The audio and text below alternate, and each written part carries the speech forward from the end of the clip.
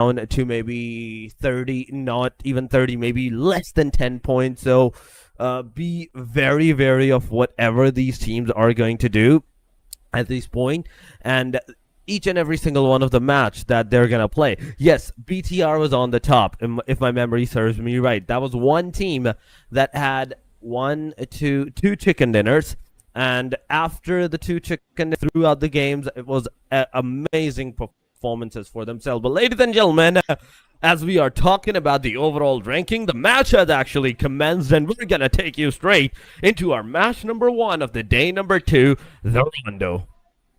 Yep, this is it. So finally, the first map for today, our day number 2, will be at Rondo, and that beautiful flight path is just going in around the middle part of the map. So with that, we can see a lot of teams are going to be dropping off. We can see BTR actually dropping off like at the start of that flight path. They're going south alongside, I believe that's like 3 different teams. So this is going to be interesting. Yesterday, we saw that there were a lot of early game engagements because there are a lot of duplicates for the drop off points. Look at that. There are 3 different clusters of lots of teams. So we're going to expect a lot of, very early game engagements and lots of bloodshed so early on. And just taking a look at that, Jadena City is full of players. And that goes the same with I'm not sure where this cluster is landing. The ones to the west of Jadena City, and also there's one in Mayran as well. So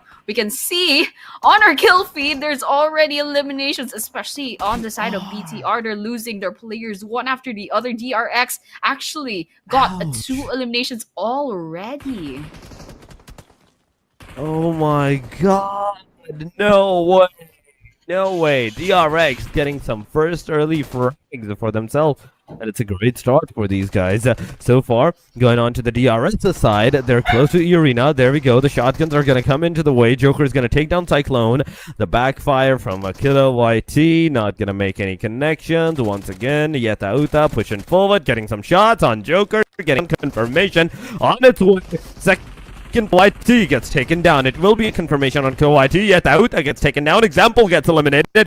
Triber Machine here gets those elimination, at least one of the elimination of the DRS. The rest of all 3 goes to Arena at the cost of one of their own players as well. So it's a 3 versus 3 trade-off that they gave out 1 player. They took down 3 of the elimination. Now they're surviving with the 3-man standing as well. But Triber Messi as a 4-man, they're coming in close. They're going for the fight. Has a Molotov in the hand. He's going to throw it. Not any kind of connection so far. But yes, the aggression, the rush that should have been possible, it has kind of been slowed down. Yeah, but it's not gonna be slow for long because there's 3 different teams. I believe at least 3 different teams, and right now it's Blues that has the numbers advantage. We can hear some guns coming in. I think E-Arena is about to be in trouble. AST pushing inside. Now the bullets are gonna be connecting, but jumping out of that balcony.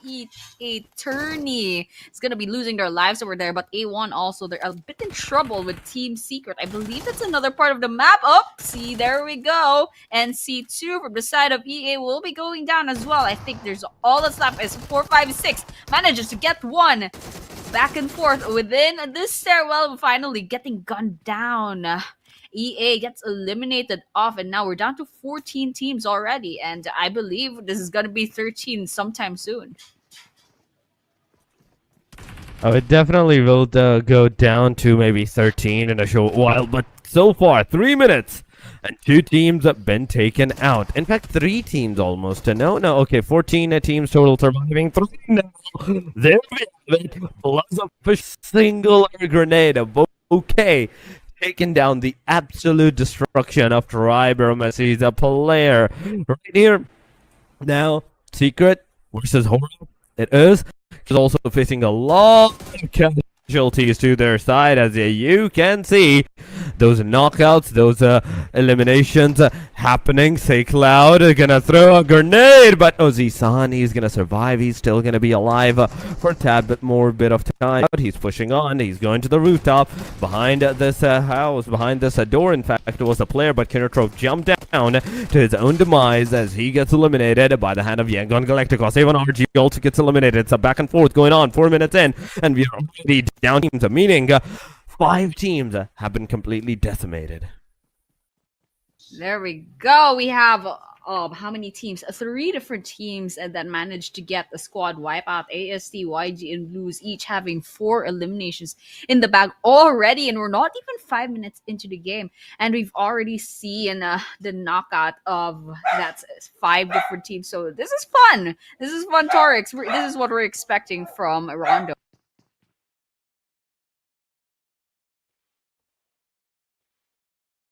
I mean, Annie, right now, we're seeing a lot of casualties that did happen, right? And in all of those, there's this singular calm before the storm moment where the teams, they are close to each other, but they're not that close. They are so, like, in the proximity where a single wrong move will instantly mean an yes, and that chain reaction is gonna start everything once again. But there we go, Frankie Jiggle Horror getting a knockdown on him. Now Secret having the upper hand against Horror Esports as one of their players gets taken down. No Fear is in the different vicinity. He's throwing the grenades, the utilities that he can possibly think of to dump up on the team. K from GK side doing a slight bit of damage onto the players, and Jiggle, he's finally gonna bleed. Second guy, whoa, Sleepy gets taken down. No way. That means only 2 players are remaining from Horror Esports. Now it's No Fear from one direction. You can see him looking at Zaruz, but no shots, no shots. He is close to his own team member, Sleepy, so he can definitely go there. But beautiful, ladies and gentlemen. He gets a knockdown, makes a slight bit of change in all of the momentum of the team. The Secret as the second guy, No Fear, does a lot of damage as well. There's also Sky in a different proximity. The survival is being done by Zaruz. Zaruz is finally going to go forward, is finally going to receive the damage from the AUG once again as 12K as well, and it's a 2 versus 2, ladies and gentlemen. 2 versus 2 it is, and now 1 versus 2. Close vicinity, No Fear home, the final whole team, and you can definitely see him trying the AUG his level best to get those casualties done, but can he get that casualty done upon on the player? As you can see, the revive being finally left alone. It either is going to be all 4-man standing of the team Secret at this point, or it's all 4-man that's going to be annihilated of the team Secret. And 12K finally gets a connection. No Fear, he's not going to be able to heal himself even with the bandages, but the Molotov is going to make quick work of him. Secret is going to survive not only with the 5 eliminations to their name, but all the 4-man at their arsenal. It was the Molotov that finished Horror off. That was amazing. And it was such a riveting fight because they were all just jumping around the crates out in the open, which is like something new, especially since there's no like fight like that outside of Miramar and Erangel. But right now, Rondo, absolutely beautiful map. And so with that, I think everyone has calmed down. We're down to 37 players. We have 10 teams. Some of these teams are getting eaten up by that blue zone, especially Team Secret. I mean, they had their victory. They've eaten their cake, and then they're looting about. And this is still a stage 1 circle. Look at the HP bar; it's not really hurting just as much, but they're definitely want to walk all 1,300 meters all the way to the next safe zone. So that's what. 10 teams, and we're still not even in the 10-minute mark. So, crossing our fingers, lots of things will happen. And right now, surprisingly, the highest amount of eliminations is still Team Secret with 5 eliminations. And so, no total domination by just one team on this Rondo map, but you know what? It's still fine. We're still expecting a lot of surprises, especially for these teams. I mean, yesterday were definitely surprises, but today I think these guys learned their lesson. I mean, you can see it right here. 10 teams are remaining at this point with 37 players, and 9 minutes have passed already. Meaning, 6 teams that did got the full elimination. EMP zone finally activated on DRX's side. The red dots, all these scope things, they're not going to work anymore. But Nia, he's the guy so far that had the highest number of like damage elimination wise. The MVP that is for the day number 1. This is the guy. Nia is the player. But TZ so far, Namching's Red Force. It's a fight against the APG, getting Ooh. absolutely decimated. Wait a minute, Alpha Gaming. What just happened to them? Saw the team Namching's Red Force enter their compound, and it was like, okay, we're done. It's over. BTR now coming in to the Namching's Red Force. The revive has been done. A single revive has been done so far. The rest of the 2 players do need to get the revival done. But Rexy, let's see. The grenade, is it going to make any kind of connections? The answer is no. The player's finally going to get out of the compound. The rest of the player, UI, he's still staying. Doc C, he's healing. S12K is going to make its way towards the angles, but it's not enough as the players are not far. TZ is here. Ray gets eliminated, and oh my god, BTR down to the very last guy, but finally BTR taken against Namching's Red Force, taking 1 down, instantly getting a confirmation. I love this. That they're like, okay, we're down to the last, we're taking as much points as we possibly can for ourselves. You have to remember, this is your first point that you have even right now, but Doxy beautifully baiting the players right down lower and getting him eliminated. Namching's Red Force, 6 elimination to their name, and still surviving as a 3-man unit. Amazing. NS shooting themselves up in the leaderboards for this match alone. And BTR, actually, kudos to them. I think around the 5-minute mark, they were down to 2 players already, and they managed to survive this far. And of course, survival of the fittest, they're really last, and they got picked off, just by NS right there. So, you know what? They had a good run, and now we're down to 8 teams left, 11 minutes into the game. And we can see actually the surviving teams, they're either 4-man or 3-man team. And right now in our crosshairs, we're seeing DRX trying to shoot some bullets against the nearby team. Some bullets are connecting, but definitely not enough bullets to pick them off or get some knocks or eliminations. There's definitely a lot of movement, and they're also getting shot at. They definitely got spotted, so DRX is gonna have to go ahead and reposition. Vampire Esports joins fray, just going around this house, trying to see if they can position themselves for an entry, for a push. And over here, Lazarus going up to the 2nd floor.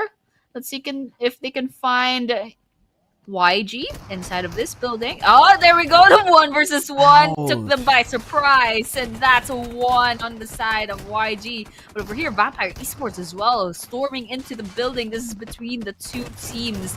We're seeing a lot of things happening in the kill feed. YG, VPE, trading kills on Nox as well. Look at the stats on that thing. YG 7-8 eliminations. I believe that is the full elimination of Vampire Esports.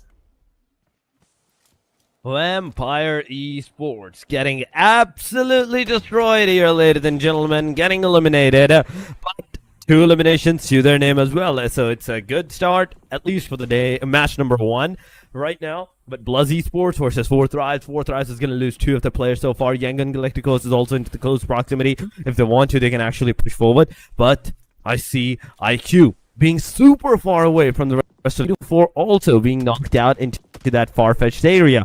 The revive, it's definitely going to be possible, but IQ is going to be taken down by Big Mama. No way. 4Thrives down to the very last guy at this point. And even that guy has a very slim chance of surviving. Bluzz Esports are rushing onto the 4Thrives, trying to find out where the rest of the players are, but Yangon Galacticos, Master Smile, the smile is going to fade as he is on fire. Finally gets eliminated by Axie Dog. M24 on the head. It's not going to connect, but the S12K on its way gets that elimination right there. Now, 4Thrives, as they're still trying to survive in this area. really difficult for fourth thrive to survive. But there we go. One player from the fourth thrive manages to get a knockdown on Bloodzy players. Now, OK needs to go back, get that revival done as soon as possible. He's going to change directions multiple times in different angles, different compounds. IQ is also going to throw a Molotov in the compound, in which case, it's not going to hit anyone. It's not going to affect anyone. IQ also been revived. Noki been revived. The rest of the players are back to the 3-man that they are. So only they lost one player of the 4 thrives. And the rest team finally reset themselves. Now pushing forward, Bloods is going to take down Yangon's last guy, meaning on the hashtag number 7, they get eliminated. Now 4 thrives is being pushed upon. The grenade is going to go. One player is going to get instantly decimated right there. The second one is super low. S12K is making its trajectory right there. The UMP45, the connections. It's happening, ladies and gentlemen. Noki, IQ, both parties, both players wants to push forward. Heal yourself. Come on. As Gyro has healed himself back to the 75, he's going to push forward, try to take down the last man standing as well. The sticky grenade, sticky bomb. The entry has been denied. The player finally jumping down, coming in, getting a knockdown, a confirmation on one of the 4 thrives player. It's Gyro versus IQ. 1 versus 1. Whosoever is going to win it out, it's going to take down the 1v4, but no way! DRX! Longer range, different party. Angle, no way. Bloods official successfully given an exit. I love that. That was actually so exciting, especially for the players. You can see the anxiety from the camera, especially Gyro. Just is who's there, and then they're trying to like get cover while trying to get some bullets in, and it's all paid off. 4T45's got wiped down, and with that, Blues shoots the way up to number 2, contesting YG with their 9 eliminations, and they're still alive, so there's a possibility that they're gonna rack up some more points later on. So, well, we're 16 minutes into the game. We're down to 5 teams, but most of these teams, or maybe all of these teams right now, they're all isolated from each other. So we're not gonna expect maybe a fast game right now, but you know what? Well, let's go ahead and see what's gonna happen because, well, it's a bit quiet. All the clusters of squads are like they're like they've killed each other off. So these are all like individual teams. Speaking of killing each other off, look at R8 spots Blues, and that's absolutely crazy. Let's see what happens now. Look at look at that mini map. There's a lot of teams. There's 3 different teams in this area. Oh my god, there's so many still teams into the area. It's such it's such a chaos to the point that I kind of love it, but also it's such a very weird kind of factor on the thing that at this point it's going to be really difficult for the teams to survive. You can see Bloods Official versus DRX already. It's going to happen as a Bloods Official trying with their shots, their connectivities to get some connections on DRX's player, Big Papa. He's low on that HP side, but he's still surviving. One thing is that as 4-man, 3 elimination to the DRX, closing in slowly, steadily, pushing forward. But one thing, Manny, I want to see one thing, that all of these teams, all of these players from these teams actually push together, get into a single area, single city where everybody's going to absolutely decimate one another. R8 getting some shots, now no longer inside of that circle. In fact, circle takes a shift, it goes over. Now we do have to see M24 coming on the wings. There's a lot of damage that can actually occur with the M24s. But be careful on whatever you're gonna do. One single wrong move, and that will absolutely mean instant annihilation on your end. And we can see Team Secret try to snipe another squad from nearby. I believe that is NS at the distance. And of course, R8's going to be joining the fray. They definitely need some eliminations on their side. They're getting shot at by DRX from the high ground. And so let's see what they're going to do. It looks like they're going to be pushing upwards. They're going to be trying to close the distance with them and DRX. I love the cars. But yeah, R8, I think they have a plan over here. And they definitely need to take some risks if ever they want a lot more points on their side, because compared to everyone else, to the top 5 teams, they are the ones with the lowest amount of kills. So that goes with DRX as well. They only have 3, and so if there's a full squad wipeout, it's gonna happen. One of these teams are gonna like go ahead and get a 4 points on their name. So looks like DRX will be rotating within the circle. Team Secret spots them, tries to go ahead and give that gatekeeping, and they've managed to rotate inside of a play zone. So that's quite, it's quite interesting. We're on stage 5. Looks like Team Secret spots NS as well, shooting at the cars. It looks like Blues is getting knocked down as well. There's only one healthy player left on the side of Blues. One more and they'll be eliminated off. And speaking of which, R8 suffers at the hands of DRX. NS gets them as well. So this is practically a 3-way. And so the question is now, which of these teams are gonna go ahead and survive this? Because finally, this is the 20-minute mark. 5 teams, 16 players, lots of utilities to be had. R8 still alive. Blues down to 2 players managed to revive the last one. And S with 3. I can hear damage being taken. And, well, this is going to be interesting. This is DRX, R8, shooting at each other. Gets one. Prestige gets picked off. QXZZZ down on the ground.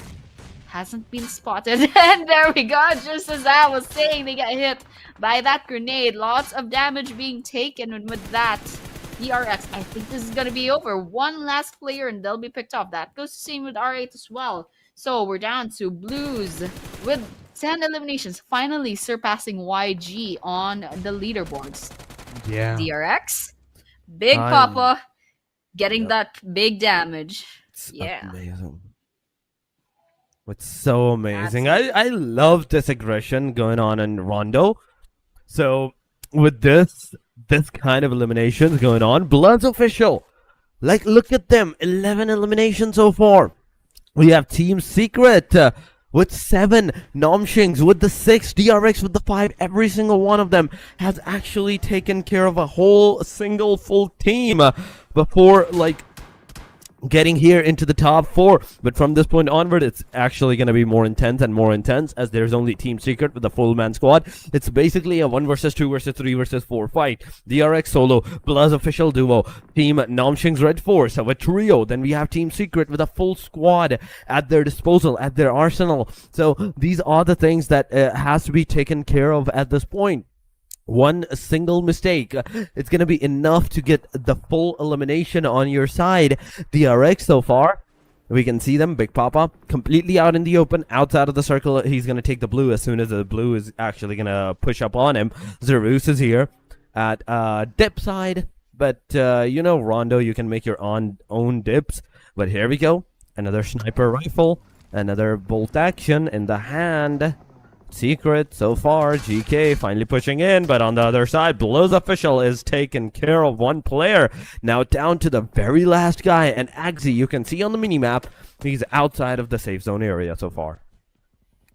Yep, that's a Blues, and they're already down to 1 player. Once that player goes down, it's all over for Axie, especially when that stage 6 circle is gonna close in. But Frankie from Team Secret spots Big Papa, but unfortunately not gonna put any bullets into their body. Instead, it's Jakey that's gonna be getting the Big Papa, and that's the end of DRX.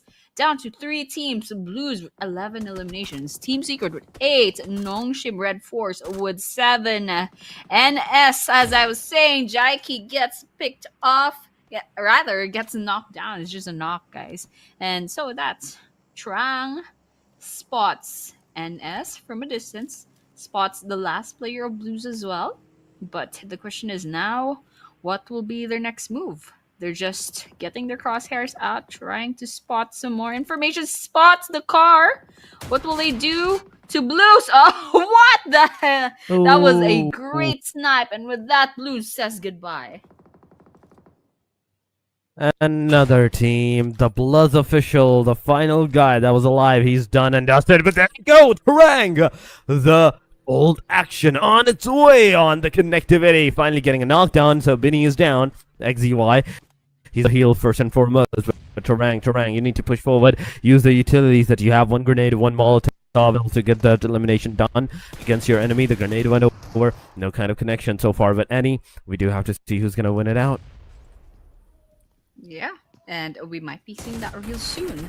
Team Secret pushing in with the aggression. Trang, however, steps on the molly. Nongshim Red Force, Doxy. 1 versus 1 behind this car. This is gonna be messy. There's a lot of backup on the side of Nongshim. Team Secret, however, Frankie gets knocked down. Already lost one player, that's Trang.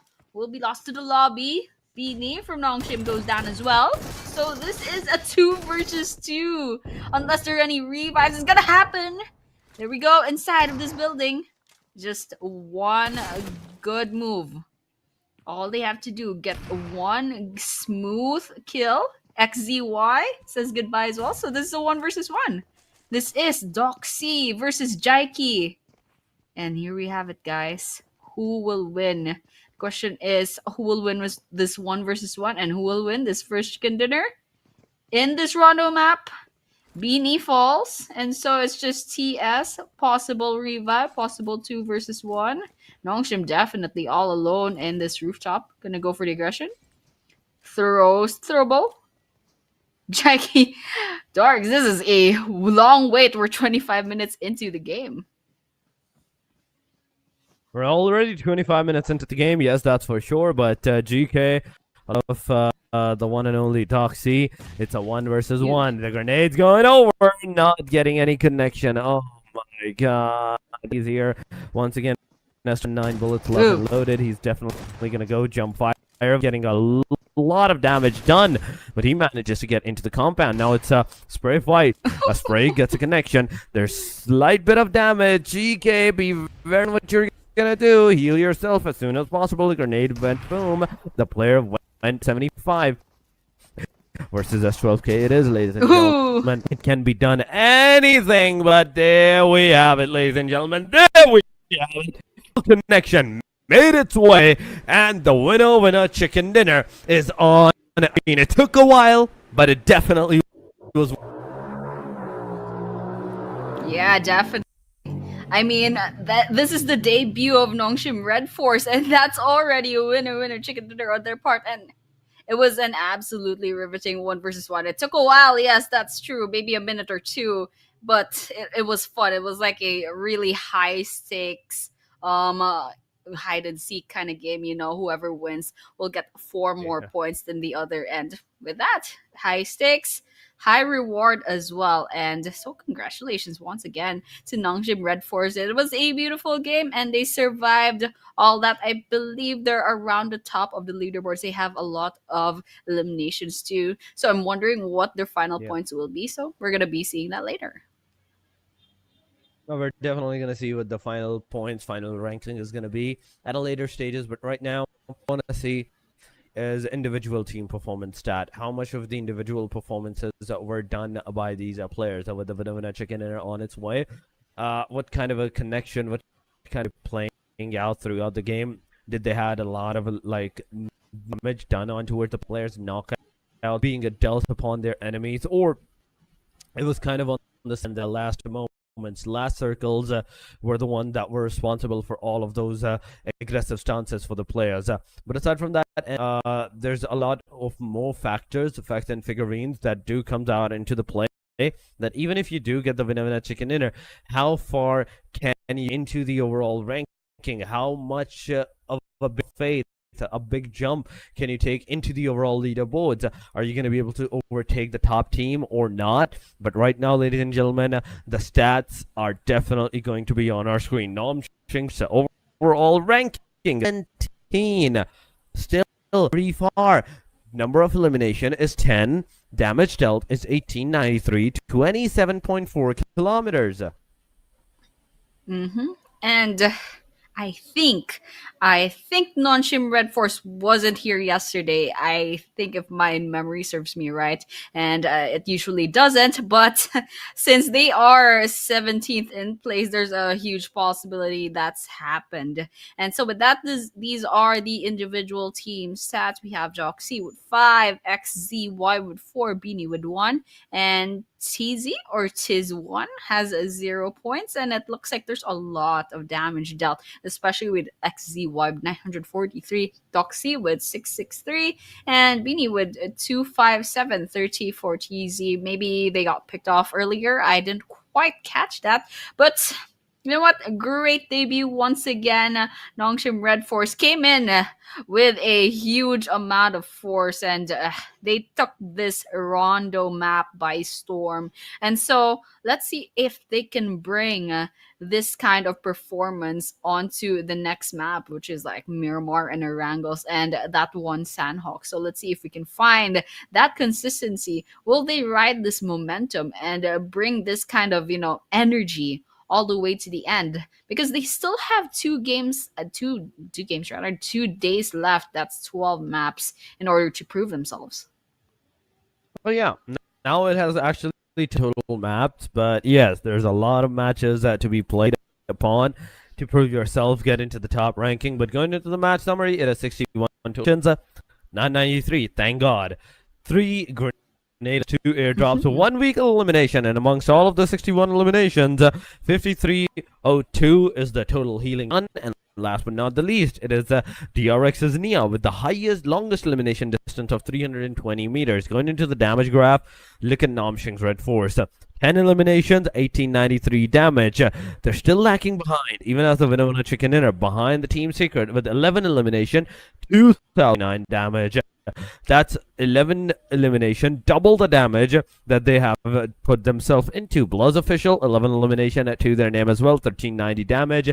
Then we have DRX, 5 eliminations, 1705 damage. That's 3 times more than the damage. Galacticos also has a bit of 1.2, 1.3 per multiplier more damage than their actual elimination. 8 elimination, 1139. Then we have Team RA, 2 for 503. AST with 40611 for Thrives with 1 elimination but 847 damage. The only team amongst all of this with a solo elimination but almost 8 to 9 elimination of the damage. And it's a crazy amount of stats, and these are our leaderboards for our first match. NS 20 total points, a beautiful amount of points from there. But Team Secret and Blues do get one more elimination than NS. Although they didn't finish as the winner chicken dinners, they got a decent amount of points, 17 and 16. In fact, going in with DRX and number 4, it's a pretty huge drop with 9 points. That goes the same with YG as well. These two teams, they had a good run, but unfortunately, they did not make it to the end. And so, for the rest of the teams, R8, ASC, 40, those are their stats. And these are our overall leaderboards. BTR, of course, they sit comfortably with 82 points. They crossed the 80 mark yesterday, so they're pretty comfortable up there. They have a lot of points to go about, but they definitely cannot sit still. They have to do something if they want to keep their number 1 spot, because slowly and surely some of these teams are going to climb up and try to contest that. Oh, that's absolutely true. There's definitely going to be those crucial facts and figurines on someone's going to contest them in a short moment of time. But 82 points still. I'd say BTR is still in the very safer angle. 82 points is a huge number. Still almost 29 of the difference points by Team Secret. They're kind of okay for the next maybe 1 or 2 games. DRX 52, 51 for E-Arena. Okay, top 4, that's where the actual fight is happening. Only 1 point of a difference amongst the top 4 from the number 2 to the number 4. Hora Esports 41, DRS 41. This is also a fight that has to be occurred. DK, APG, alongside of A1RG, they are on the first chart as well. But there's still going to be a bit of time before these charts are going to take a very huge jump from the teams with the points and everything.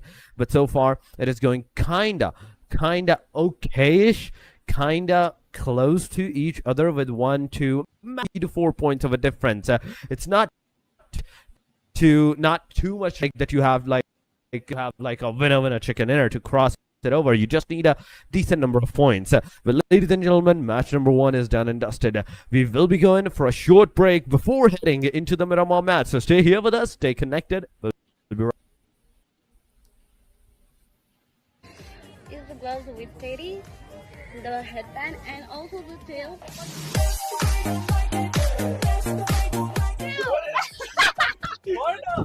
One, two, three, four, five, six.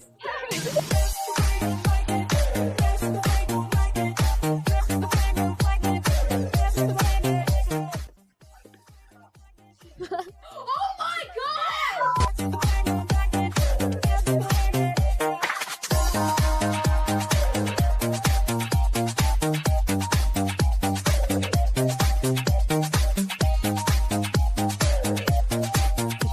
Five, six.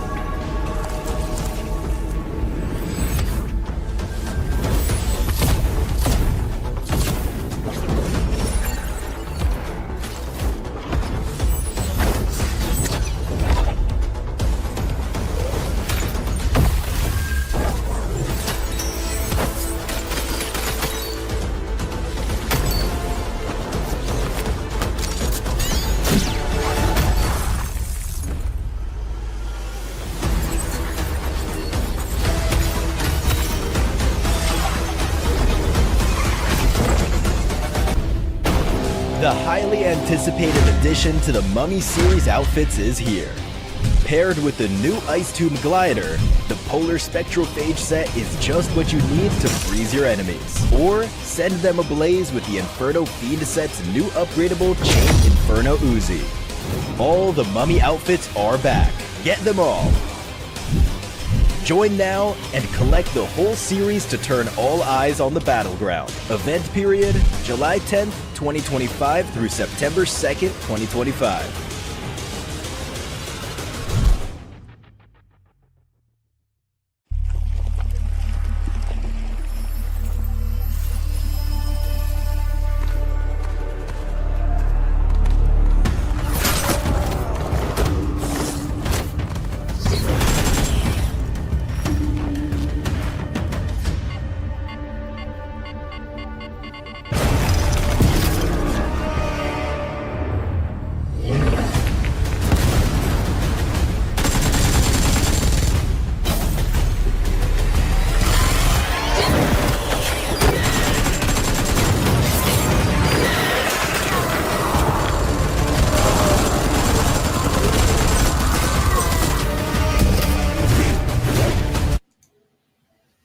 And we are back. This is PUBG Mobile's Training Ground Season 2, day number 2, and we just witnessed rather match number 1. That is our Yeah. Rondo map, our first chaotic map. And once again, we are your casters. I'm Annie, and Torix is with me. Torix, what did you think about that Thank match?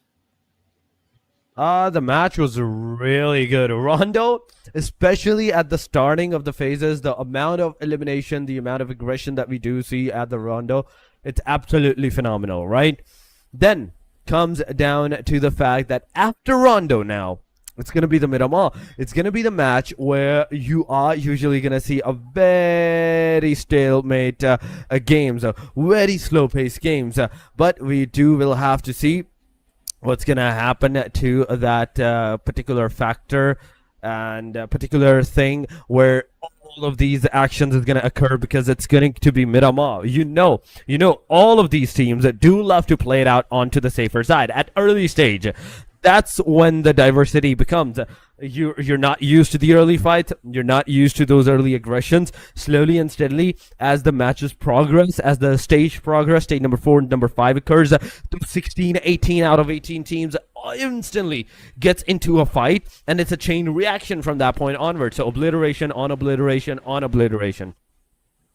Yeah, absolutely. There's definitely a pattern with this lineup of teams. And in Rondo, okay, we can, cut them some slack. Rondo is a pretty unusual map. And we saw just from the flight path, there were like clusters of teams that landed in the same drop-off spot. So there were a lot of pickoffs early on. But in Miramar and Erangel, I've noticed yesterday that there's aggression within the first 5 minutes, and then 5 minutes to maybe 20 minutes. Like, it's just like sporadic engagements, and then everything else happens within like mark 25 minutes or something. So these games are gonna drag out, and you can kind of feel just how serious these teams are with this tournament. I mean, they're really amazing teams. They're amazing teams. I've seen these teams play on other competitions as well, and they've made a name for themselves. Individual players made names for themselves. And so with that, you know what? It just comes down to this. Just an amazing fight between 16 wonderful teams. And so with that, Miramar, once again, you're right. It's a map that has a lot of stalemate and a lot of camping. And so with that, we're probably gonna have to get ready for a lot of bird watching, a lot of grass growing kind of thing in match number 2. Oh yeah. Match number 2, you're not gonna find any kind of grass to hide yourself into. Maybe those dried Definitely. leaves, the dried bushes. You can do that. But in Erangel and in Sanok, everyone's gonna go and touch grass from that point onward. Everyone's gonna be snakes. Maybe there's some snaky plays into the area. Those third parties that can potentially occur on towards the teams. But oh my god, okay, we're going straight into the match in number 2, the Miramar, ladies and gentlemen. As you can see, Hey. the arena alongside of the proximity into the Los Leones with another team, but the circle's gonna go all the way up to the north. La Cobreria and the Oasis is in its play. Yep, I think the game thinks it's being funny. Look at that flight path. It's already so disadvantageous to these 16 teams. And to make matters worse, to rub salt on the wound, they put the circle all the way up northwest. And so with that, it looks like DRS and NS, they landed in the same spot, yet going on full Robin Hood. And there we have it, 1 versus 1 already. Yeta holding on to dear life. And look at that gun, Uzis.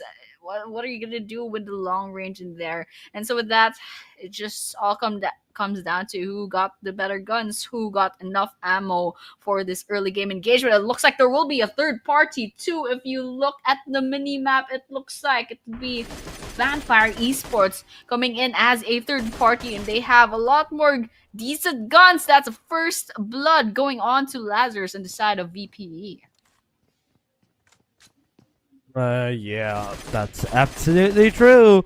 We are seeing some early fights in the Miramar match, whereas so far it is that Vampire Lazarus kind of far away from the rest of his team, and is also taking the fight into a different proximity. But DRS Killer, he has a Uzi in hand. Let's see what he's going to be actually capable of against Namsheng's Red Force. Vampire from the back lines wants to do a third party into this area. They're going to definitely come in close. Yetauta, low on that HP. He's 1 bullet away. Just a single graze away from that elimination. If it happens, it's going to be all over for the player. But so far, it's Yetauta. 19 bullets. Alongside of the Namsheng's player that's not making any aggressive move. I love the fact that there's not any aggressive move, but wait a second. Yetauta, where are you shooting that arrow? Where are you shooting?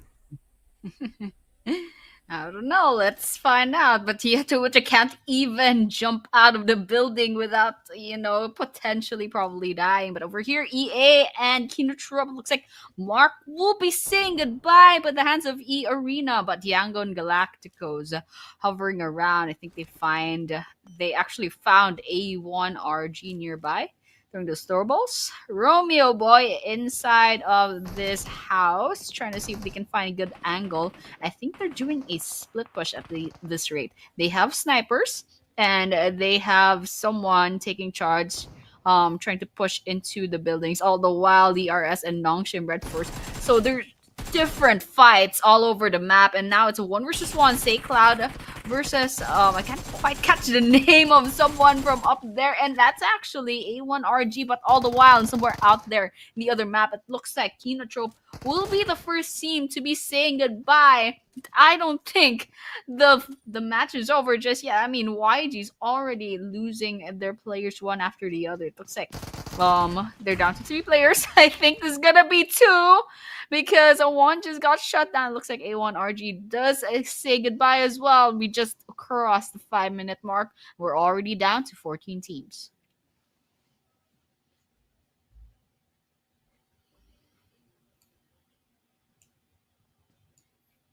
Yeah, definitely. With that, we'll just have to watch everyone else, how they're all faring. And so it looks like we're going down to a stalemate once again, but I don't think it's going to be for long. DRS still within the vicinity of another squad. That would be NS, actually. Nongshim Red Force, the winner chicken dinner winners of the previous game. And it looks like everyone is just kind of hiding within these buildings. Annie, And I think yes. Annie, you can see the fights kind of dragging on. Yes, Namcheng's Red Force did manage to get those elimination for themselves at one point in time, but still, one player has been eliminated. They were not able to secure that elimination. They only managed to, I do believe so, get a knockdown at that point. So Yeta Uta still has an opportunity to get that revive as soon as DRS is done with them. But KYT, he wants to push forward. 1897, 1 bullet. Both of them got a connection. It's a knockdown. It's a confirmation. And Nom Shing's Red Force in a single split second from 3 to all the way down to 1. Oh, how the mighty have fallen. No! Beanie goes down, and that's actually a wipeout for Nongshim Red Force. That's crazy. I mean, I was rooting for them because they were very late to this tournament. They did not participate in day number 1, so they have a lot of catching up to do, and they had a really good momentum on the Rondo map. So I was like hoping that they're gonna catch up to at least maybe 50 or 60 points, and that will put them in maybe like the first page. But they got picked off early, unfortunately, and it's not even like 8 minutes into the game yet. But BTR, the current defenders of the top 1 spot in the overall leaderboards, they're out here, 0 eliminations, but they're all healthy, they're all alive, they all have a full roster, and they're out for blood. I mean, it's Miramar, and 7 minutes, 8 minutes passed up into the Miramar. We're seeing a lot of fights. So VPR8. It's another fight that's going to ensue.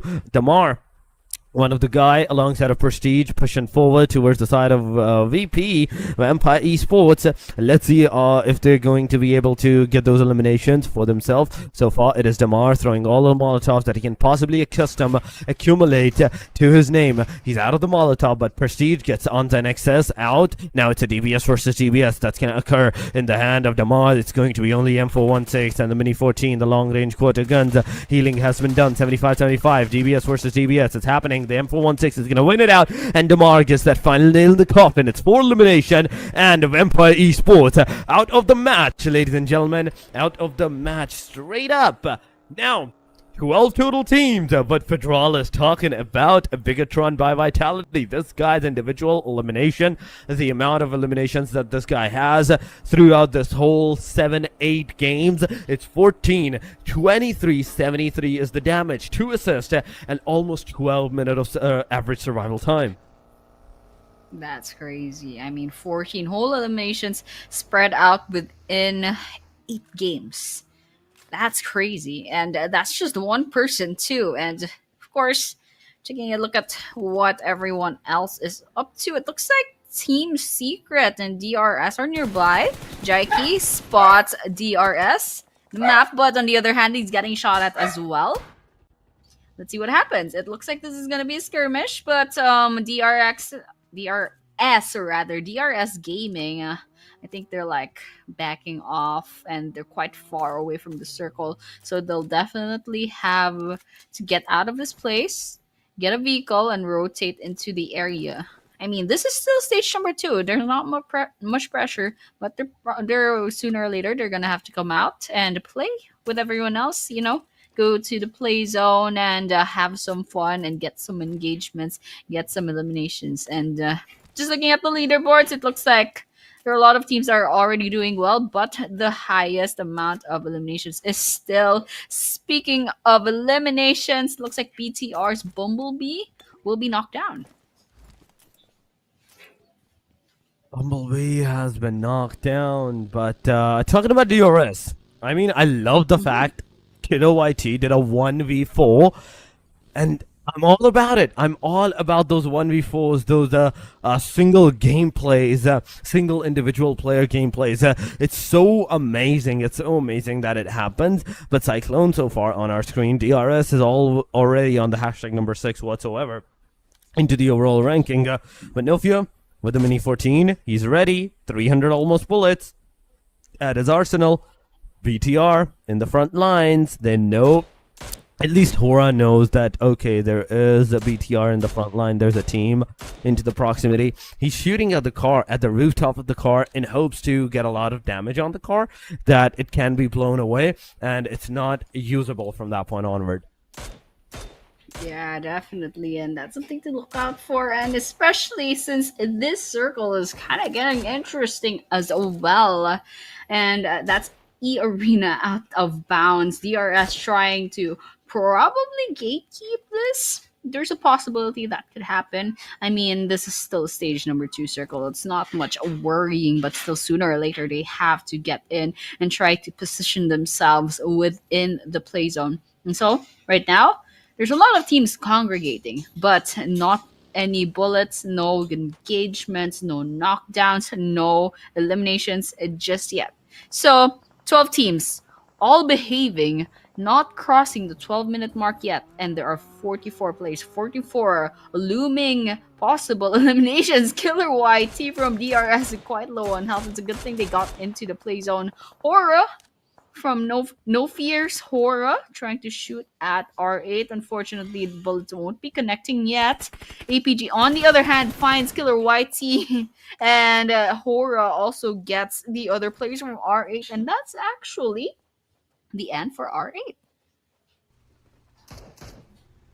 That is absolutely true. R8. With just a 4 elimination, they get eliminated early on this match. They're not going to have any more placement points or elimination points for themselves. So far, it is 4th rise into the kill feed, ladies and gentlemen, versus Bloods Official, the team that took a 4th rise down into the previous match. Now it's up against the team 4th rise. They're going to take one, finish one. Second one is also down. 4th rise is pushing on onto the rest of the Bloods Officials player. The card has been spotted. The shot is definitely going to be done, but Agsy is going to survive.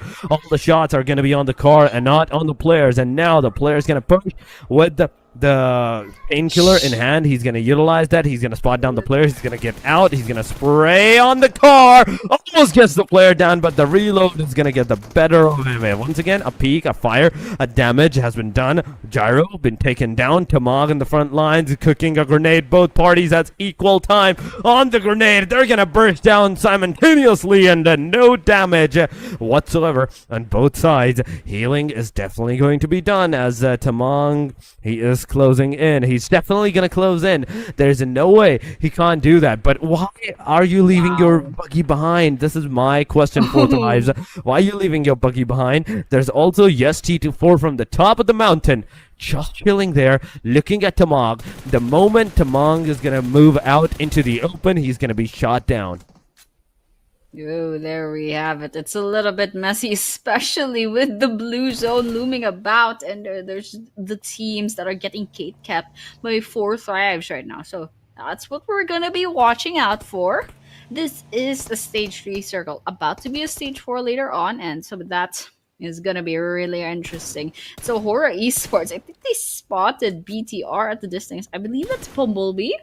They've spotted him, trying to see if they can get some kills. But Arena, all the while off camera, they do get picked off finally. I believe they were out of bounds last time we saw them. And so I guess they couldn't hold out that for long. 4 Thrives, still thriving by the way. Spots another squad nearby, trying to get those bullets in. But unfortunately, that's their players not to be there. Finally see the movement. And all the while, Blue's Gyro is gonna be lost to the play zone. So that's lots of bullets in, not connecting. 4 Thrives, you can do it. Get that kill, bro. Get that kill. Oh yeah, go get those eliminations. But Rivero Messi, oh my god. A third party in all of this proximity where DRS is taking the fight head on with the S12K that EBS says. They're going to be taken down by the hand of DRX. DRS out by the hand of DRX. Now for Thrives, you can see them. For Esports, also you can see them into the fight taken in the long quarters against Alpha Gaming. The taps not connecting. Okay, that's sad.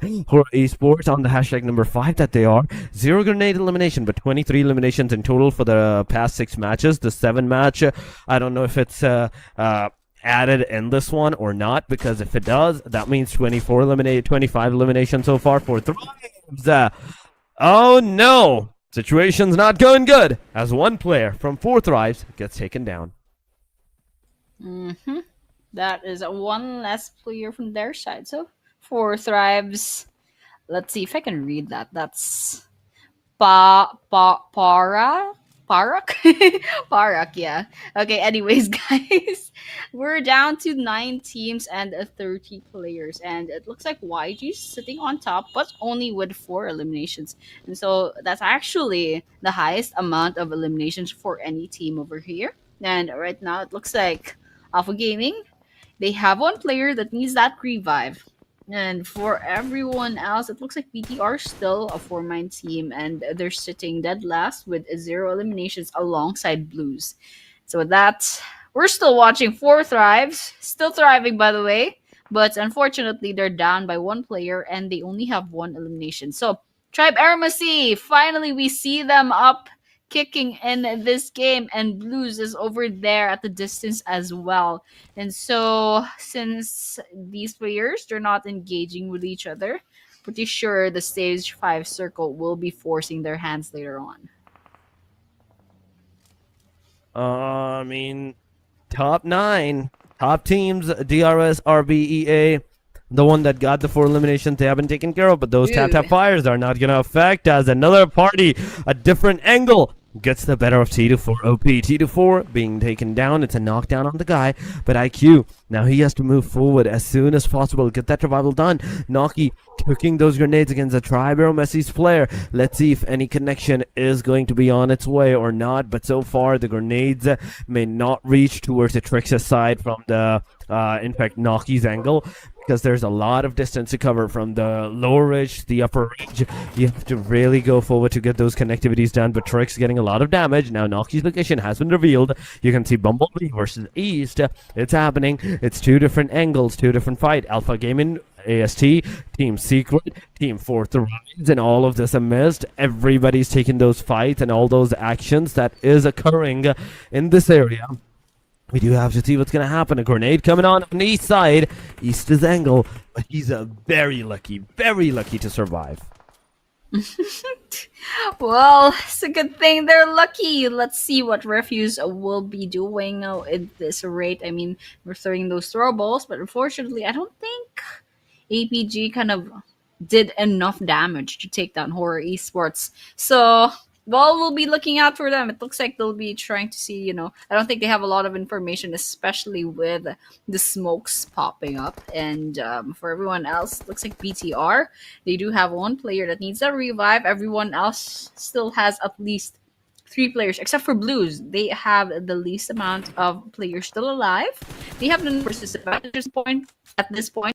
Finally gets the information that they need, finds a Hora Esports, finds their location. That grenade is probably not gonna hit anyone, but IQQ spots someone from Tribe Aromacy up at the elevations. And with that, lots of things happening, not enough things popping up in the kill feed until now. I think No Fear Hora does get knocked down. Will it be a confirmation? That's the question. And with that grenade, will it be finishing them off? Yep. Sleepy Hora will be knocked down. No Fear will be finished off. Jiggle Hora gets knocked down as well. Oh my gosh. What happened to Hora? I think they're down to 1 player left. Yeah, Hora is down to the very last guy from this point onward. The situation is going to really intense for these guys, but Zeru's taking the grenade on Nifidralis. IQ gets eliminated. Fourth Rise is out of the match as well. Alpha Gaming, 6th elimination, slowly and steadily pushing forward towards the BTR's side. Kent is cooking a grenade so far, but on the back lines, you can see in the compounds, the rest of the BTR is actually ready to take that cover, give that cover to their own team members. The location is revealed. Refus knows exactly where the rest of the players of Alpha Gaming is situated at, so be very careful on what you're gonna do and how you're gonna play it off. But so far, the damage from Zeol is gonna occur on the players, but you can see East being taken down. Top 8 teams. At least if anyone gets eliminated, he's going to receive 1 placement point. But oh my god, Refus! That was amazing. He gets a knockdown in this long of a range with just the grenade. He gets the grenade right on the face. Risey also gets knocked down in the smoke. He sprays. The Refus sprays does not get any connection whatsoever. So, I want to see Zeol, what Zeol is going to do. But Zeol, East, these 2 guys together, as East gets taken down, Zeol is forced to push back to get that revival done upon on the player. But Tredralis now cooking those grenades, and if any single one of them connects, God forbid, it connects on Zeol, it's going to be super intense. But Refus takes down Bumblebee in mid-air as he was traveling with the car. Now, down to the very last guy, it's Fedralis. Fedralis has been taken down. 5 elimination individually for Zeol, 3 for Refus, 2 for East. That's 10 total elimination for the whole team. Oh my gosh. AG, 10 eliminations, sitting at a number 1 rank on the total points for this map alone. And second is actually a huge drop to Tribe Aromacy with 5. So, you know what? I think that they're standing out a lot right now, and I think Tribe Aromacy rather is gonna try to contest that. But all the while, lots of trades coming in. But in the end, Team Secret will be saying goodbye as team number 7. Now we're down to 6 teams rather, and 16 players left. And it looks like a lot of these teams are doing well, especially AG. They're having a really good game right now. And for Blues, they're down to 2 players. And compared to the other teams, especially with AG with 3 players, AST with 4, DRX with 3, it's kind of hard to kind of compete with that. So I think they're going for the placement points. They're not going aggressive. But on the other hand, speaking of aggressive, I think YG is going to be going out in the open, trying to see if they can take this risk, take these fights, and potentially get some eliminations too. But they are taking damage from the grenades from APG. Alpha Gaming, they're throwing more grenades, but at the same time, Alpha Gaming is also being taken down. Zeol with the spray Gets a lot of damage on the player, but not enough. Still, it's still not enough to get that casualty connected on the guys. But no, Yangon getting the connection. Zeol finally clutching it in, making an equal trade-off. But East gets a finisher. A grenade goes over towards the Say Cloud, and Refus gets that knock. Master Smile, the one and only hope for the whole team right now is Master Smile for Yangon Galacticos, and he has been spotted. Not only just spotted, you can see the sprays that's coming in on towards the player, on towards the sky. There's a no hope for this player to actually like survive, get out of this place unscathed. Blust to Mag also gets eliminated by the hand of Tribal Messi's player. That's 7 eliminations so far. You can see Rig Mountaintop once again trying to look forward, trying to look for the fight. Not finding any kind of connections, but we have Delta. We have Delta in the midst of all of this. There's Yangon Galacticos, Master Smile, the last guy. The grenades are going. It's reaching. Wait a minute. It's actually reaching close to the area of the players. But Refus, finally out of the grenades, he can no longer throw those utilities. Alpha Gaming taking their fight, taking their shot onto a different angle, approaching it up. But 6th stage is about to close. 20 seconds, ladies and gentlemen, and we're going to have our stage number 7. These 6 teams is going to go for a head-to-head tussle once again to find out who's going to be that victorious one. Yep, and I think we're gonna be finding that out real soon because we are 24 minutes into the game, down to 6 teams. Still way too many for this, stage of the game, but, well, that circle is gonna change things. Smile. I don't know if you'll be smiling any longer with Alpha Gaming having you on their crosshairs. Let's see what's gonna happen. It looks like Zayal will be trying to go for the aggression. I think this is a potential vehicle elimination. Unfortunately, it's not. Zayal takes a lot of damage from that blue zone. 1 versus 1. Master Smile goes down. I think that's the end of YG completely. And now we're down to the top 5 teams. 11 players, in fact. Tribe Aromacy has the high ground, trying to snipe everyone else down. But on the other hand, Horror Esports spots them. Sky Horror trying to put those sprays on, but unfortunately, won't be getting any of the kills. But actually, Horror Esports, it's just Sky, the lone wolf of their team. So, you know what? They have a decent amount of placement points. I think they're just trying to get as much eliminations as possible. That is absolutely true. They're trying their level best to get as much eliminations as they can possibly can for themselves at this point. But you can see Giante finally getting an elimination. 8 elimination to the proximity, but 12 elimination to Alpha Gaming. Now Tribal Messi, as they have finally managed to secure an elimination, they're gonna go forward, but Horror Esports is gonna take the better of Bluz. Bluz out of the match with just the 3 eliminations. Still surviving as a solo with 4 eliminations to their name. DRX, we can see them as a duo as well. So only a midst of all of these teams, there's only Tribal Messi with a full squad alive. 8 elimination at their arsenal. So that's a very big boy number. That's a big boy number right there. But Delta chilling out near the DRX's angle, and DRX, they have the opportunity to spot them down. But I want to see Giante. I want to see what Giante is going to do, because Giante is right above Big Mama and Big Papa at this point. Nia, in fact, Big Mama and Nia. And if he can possibly get some shots connected, he can take down not one, but both of the players of the DRX. This means the potential of the DRX to actually secure some more elimination is kind of low. It all depends upon Giante and his shots, the sprays that he's going to commence up against the DRX. Yeah, definitely, but at least it's all over now. DRX gets those kills, and now we're down to 3 teams: AST, DRX, and Ahura. Rig! That's a lot of Big Mama damage on their side, and now they have to do is kind of deal with the one last member of DRX, one last member of Ahura, and AST is still a 4-man team.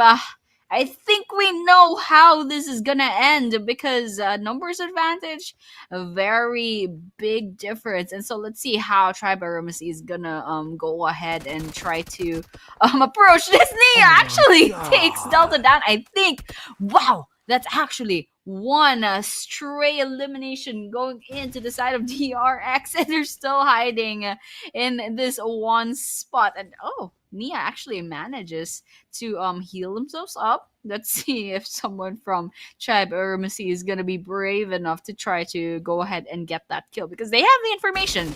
They know that he's over there. Oh, I love the approach. Gyante finally takes him out. And with that, all that's left is to kind of hunt down Sky Hora and ASC. They're gonna have a field time, you know. They're gonna find him eventually. Ooh, Yeah, he's absolutely gonna find him eventually, but how eventually is that eventually gonna be? This is the question. So far, Skyhoda against Gyante. It's a 1 versus 3. Hoda, it's all up to you. All up to you, buddy. You're gonna make a wrong move, and that's gonna affect the entirety of how you're going to be able to play it out this much of this game. How many more elimination you can actually squeeze out of this. It all is going to depend on how much more elimination you can get. If you're going to be able to get a Vinavina Chicken Nerd, that's up to you. But Trix, he's close. He's cooking. He's cooking, and I'm going to let him cook. He's going to make sure with the grenades, he's going to be able to like do some decent damage on towards the players, whereas the rest of the party, they will definitely enter, they will definitely rush. There goes the grenade, no connection. Oh, he just gave out his location towards the Skyhoda, and now Skyhoda, he's cooking those grenades as well.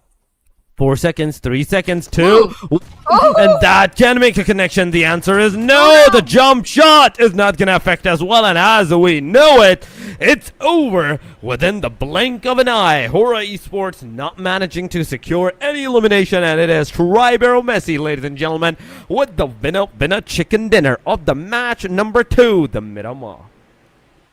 you can imagine Sky Hora's mind was just full of calculations, you know, like I know I'm not gonna win this, but maybe I will.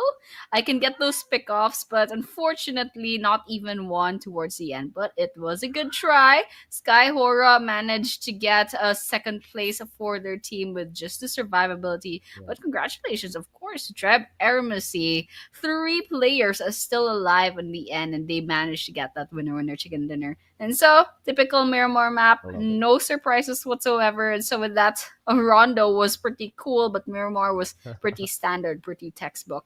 And we're going to be moving on to Erangel, so lots of no surprises. But you know what? It was still fun.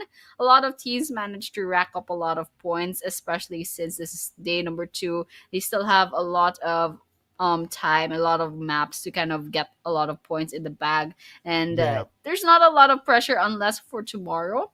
So with that, let's just see what happens. But this match number 2 for today, it was pretty fun. Yeah, it was pretty fun. It was really good for the players. The amount of aggression that we did see throughout this game, even after Rondo, the Miramar was really on the aggressive side. We can't say that, okay, Miramar was the typical Miramar that we usually see. No.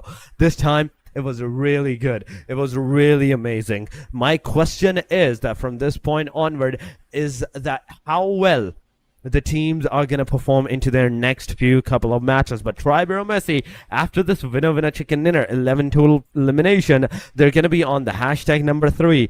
2786 is the damage dealt in this match. 33.8 kilometers, 18 throwables used throughout this whole game. And I think it was somewhere in between the mid phase of the game where they started using the throwables, but going into the individual stats, 5 elimination for Rig. 1414 damage. That's insane. Wow. That's huge. That's 3 times more the damage of his elimination. Then we have Trix, 3 elimination, 388. 2 elimination for Gyante, 567 damage. 1 elimination for Delta, and 417 damage. But my man, Rig, this guy is a beast on its own, and I'm not gonna be like surprised if he is also the MVP of the match.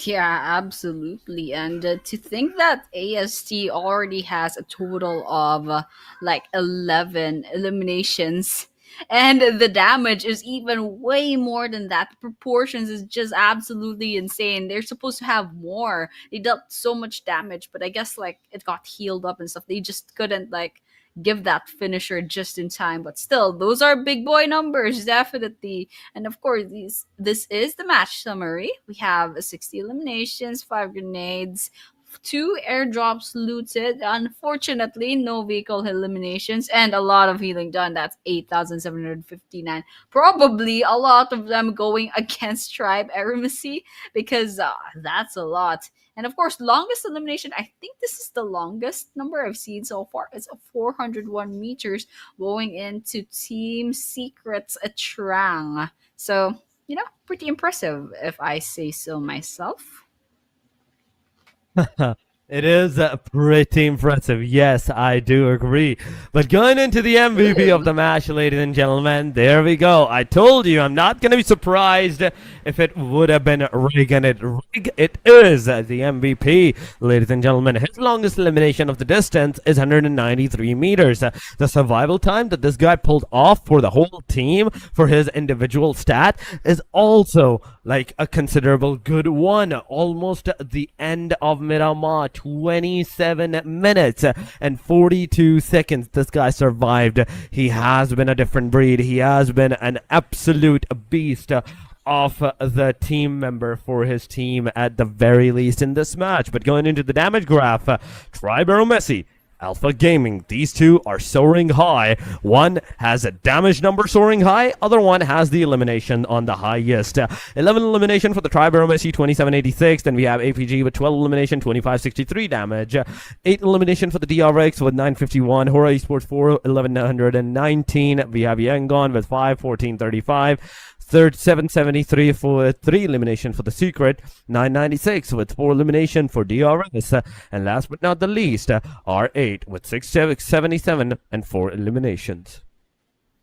And the monsters for this game are Tribe Eremacy and Alpha Gaming, both of them crossing the 2,000 damage mark and more. I mean, Alpha Gaming with 2.5, that's absolutely insane. But yeah, this is the match leaderboards. Of course, Tribe Eremacy sitting at number 1 with 21 points in this Miramar map.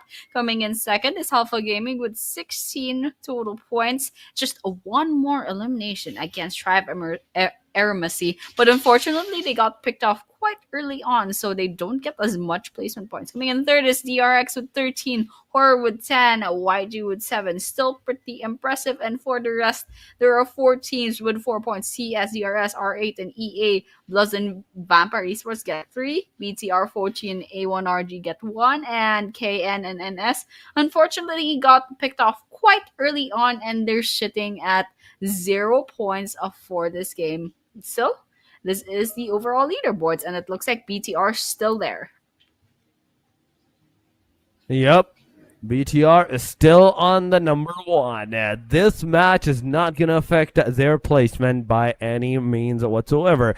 Going into the DRX, 65. Okay, that's now more than 1 point of a difference against the third one. But Tribero Messi jumping up on the leaderboard, 58 points. Team Secret with 57, 55 for Arena, APG with 54, 51. For the Hora Esports, DRS with 45, 44 for the Yangon, DK with 40, 39 for the A1RG, plus 37, 34 for the 4T, Vampire with 31, 28 for Kinotro, 25 for R8, and Nomching's Red Force with the 20 points. And Nonshim, they really had a really good Rondo map, but all the while in the second map in this Miramar, they got picked off early. So I wonder what that's gonna look like in the next Erangel map. So you know what, they got picked off quite early, so maybe there's still a little bit of bad luck with the drop off points. But yeah, it was really fun to watch, especially since Miramar is a pretty typical map. But the funny thing is, BTR still sitting at number 1 with 83 points. I believe yesterday they were like line of 80, so there's not much climbing on the side of their numbers, and they still managed to hold on to the number 1 spot. So the cushion between them and top number two is so big that they were pretty comfortable, even though they didn't kind of shine for like a few maps or so. But yeah, maybe it's gonna change later on. So we're gonna find out later on in match number three. That will be a wrangle. And before that happens, of course, we will be taking a short break. So for those of you tuning in, stay tuned. We'll be back in a few minutes. Cybertron's future is near.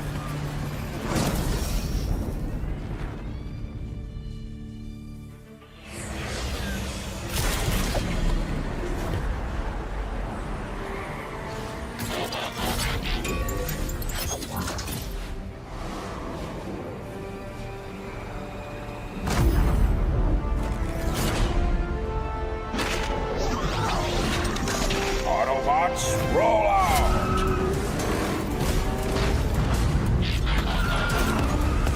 This planet reeks of weakness.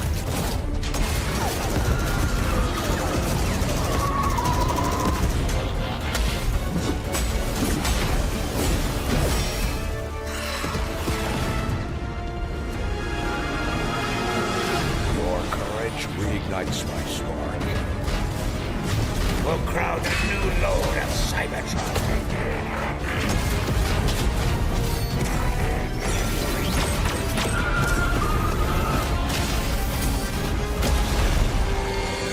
Roll for freedom.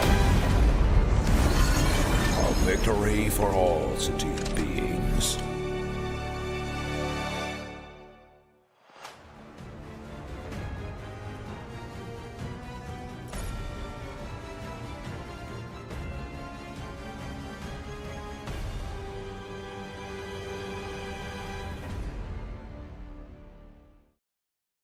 Come check out WoW version 3.9 during this blistering summer.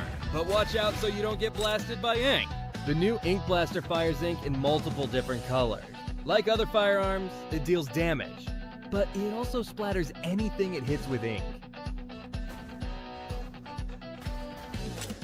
Look at how much fun they're having. Look, seems like the pool party's got some fierce-looking guests. The Smog Zombie and Spitter Zombie have been added to WoW. They're not easy to deal with.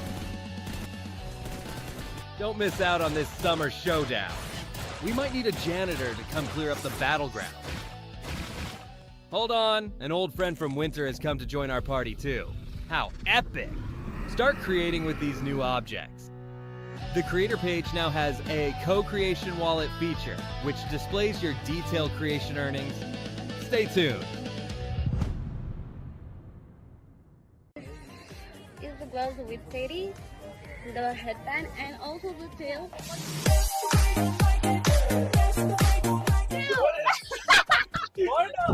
One, two, three, four, five, six.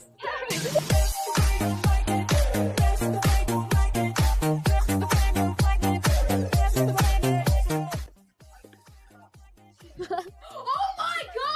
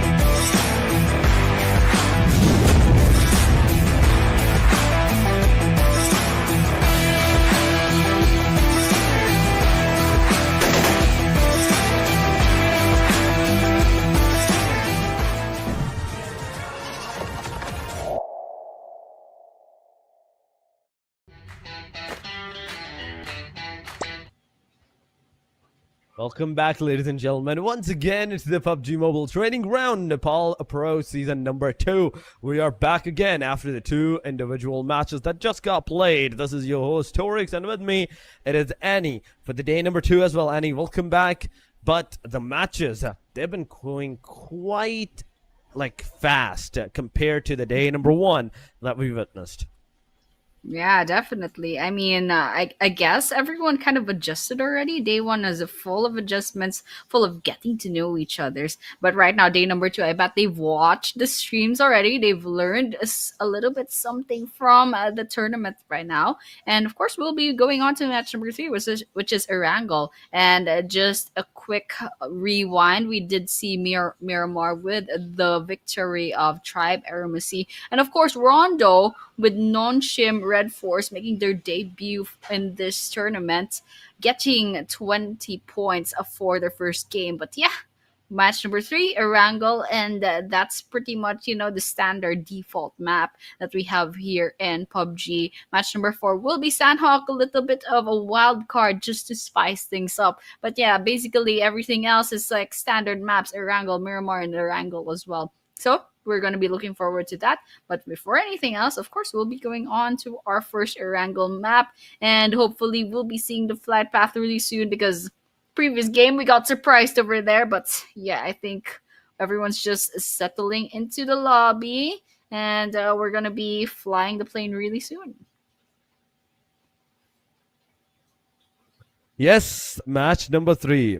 It's going to be the Erangel, and it's not going to be long, ladies and gentlemen, that we're going to head into the match. And actually, okay, the moment I say it, we are in the match. We are in our 3rd match of the day. Halfway point coming on, ladies and gentlemen. Erangel going from the military base all the way up to the Georgia pool. I thought it was going from the top of the Rozok to the Severny, but no, it's going straight to the shooting range. At the very corner, somewhat a tilt to the western angles. Georgia pool, hospitals, they're easily accessible. Even Poliana, I would say it's actually accessible for the teams. But Milta Power, Novorupnoy, and the Lipovka area, the mansion areas, they're not going to be accessible for the teams unless they find themselves a car, unless they find themselves vehicles, and then just drive away to their own separate locations. We have even seen Stalber being contested by the players, by some of these teams at one point in time. So even that's not accessible unless you have cars, and even if you try to glide your way up, you can only go so much so far to the last, you can see the line near the Stolber area to that cart line. Yeah, it's gonna be pretty hard, especially with that flight path. So I guess these teams are gonna cut their losses. They're not gonna go ahead and go there. And actually, a lot of these teams is actually pretty 50-50 going west or east. And look at that circle. It's gonna close in on Sosnovka military base. Possibly in the Ferry Pier as well. Primorsk is within the area farm, Pachinki even. But there's not much chance that it's going to close in. I think the bigger chance is that it's going to be a final game within Sosnovka military base. And I did see Alpha Gaming. They decided to go ahead and try to land over there in the area. It looks like DRS is going to try for that crossing all already. And they have the vehicle to do so. XMPL, however, is left in the mainland. DRS is actually going to go in and try to pick them up before they go ahead and rotate into the area, which is pretty good. They don't have resources yet, but rotating early is gonna give them an advantage. But speaking of early, this is an early game engagement. Already multiple people from the side of A1 are on the red, and it looks like R8 has the upper hand in this situation. They are going to be storming at this one player in A1 at the top. And what can they do at that point? Flash will get eliminated off. I don't think it's the end yet for A1. I mean, there were at least 2 players that are on the red. Needs that revive. Oh, it looks like Rowdy will be finished off as well. Wow, that's a DBS so early on. And yeah, I think they're going to be hunting down that last player from A1 before it's all over for their squad. I mean, still, it's A1RG solo player. that's still alive, and where he is situated at, that's the big No! question. But ouch! No, come on. I mean, Rude. Absolutely. the amount of elimination that's happening and the amount of aggression that the players are showing. That okay, you're not coming at our territory. No, just punch him to death. That was so rude. That was like there was a whole fist in the kill feed. That's crazy. They were like, "You're not even worth my bullets, man." But yeah, it's still not the end of A1. I don't know where their last player is. It's not. They're not within the vicinity. They're not within the compound near Severny. So I guess this is placement points, But they are all the way up in Severny, and that circle is like 2,000 meters away. That's all the way down south in Salzburg military base. So they have a long way to go, and they gotta get those vehicles. And speaking of vehicles, it looks like Team Secret will be doing that, and DRS is actually within the area as well. So whether or not they're gonna go and take this fight, if ever they get the information that DRS is over there, let's just wait and see. We are tuning into them in a mini map, but it looks like they're not going to be engaging just yet. I mean, so far, yeah, we're not gonna see any kind of engagements that might occur. But, oh, do I see RA trying to find someone in that area? Nope, so far nobody's there. But let's see. Damar, Marth, 4 players, 4 eliminations to the name, and 3 players in a single car. Damar is the only guy that's away from the area. But DRS versus Secret, ladies and gentlemen. There we go. Another fight ensuing at early stages towards the military base, south side of the military base. And we can see Secret facing a lot of casualties here. 2 cover crafts being created here. Terang gonna go into the have a then oh my god, it's gonna force the player of the DRS to self-grenade. No way this has happened. You're not gonna get the damage in the hovercraft. Remember this. And easily stealing that hovercraft, getting out of this place, and reviving GK on top of that. It's a great start for the players. Cyclone, easier, but a grenade comes into the way, and it's all over, ladies and gentlemen. Example now, looking out for the area. Getting those damage. Yep, there we have it. There we go. Another knockout. A confirmation in an instant. It's a 1v1. 1 versus 1 here. That's Killer YT. He's very far away from the proximity. So it's a UMP versus QBZ. And the QBZ does not win it out. Example finally gets knocked out. And Killer YT makes it a 1v1. Again, the player was trying to force his way into the area. But breaks. No way, Terang, in fact, it is that gonna get those elimination, but at the cost of 2 of his players. The rest of the teams, they're kind of gonna be into the stubborn area now. Well, actually, that engagement could have gone either way. I actually didn't know who was gonna win at that point. I mean, at one point it was like, oh, I think DRS has this in the bag. Oh wait, Team Secret has this in the bag. And in the end, yeah, Team Secret managed to did get that wipe out. But DRS, they did hold on to dear life, and they even took 2 eliminations with them to the grave. But yeah, that's pretty much our first 7 minutes of the game. There's lots of exciting moments, but if we're gonna follow the typical pattern of this tournament, usually the early engagements will end.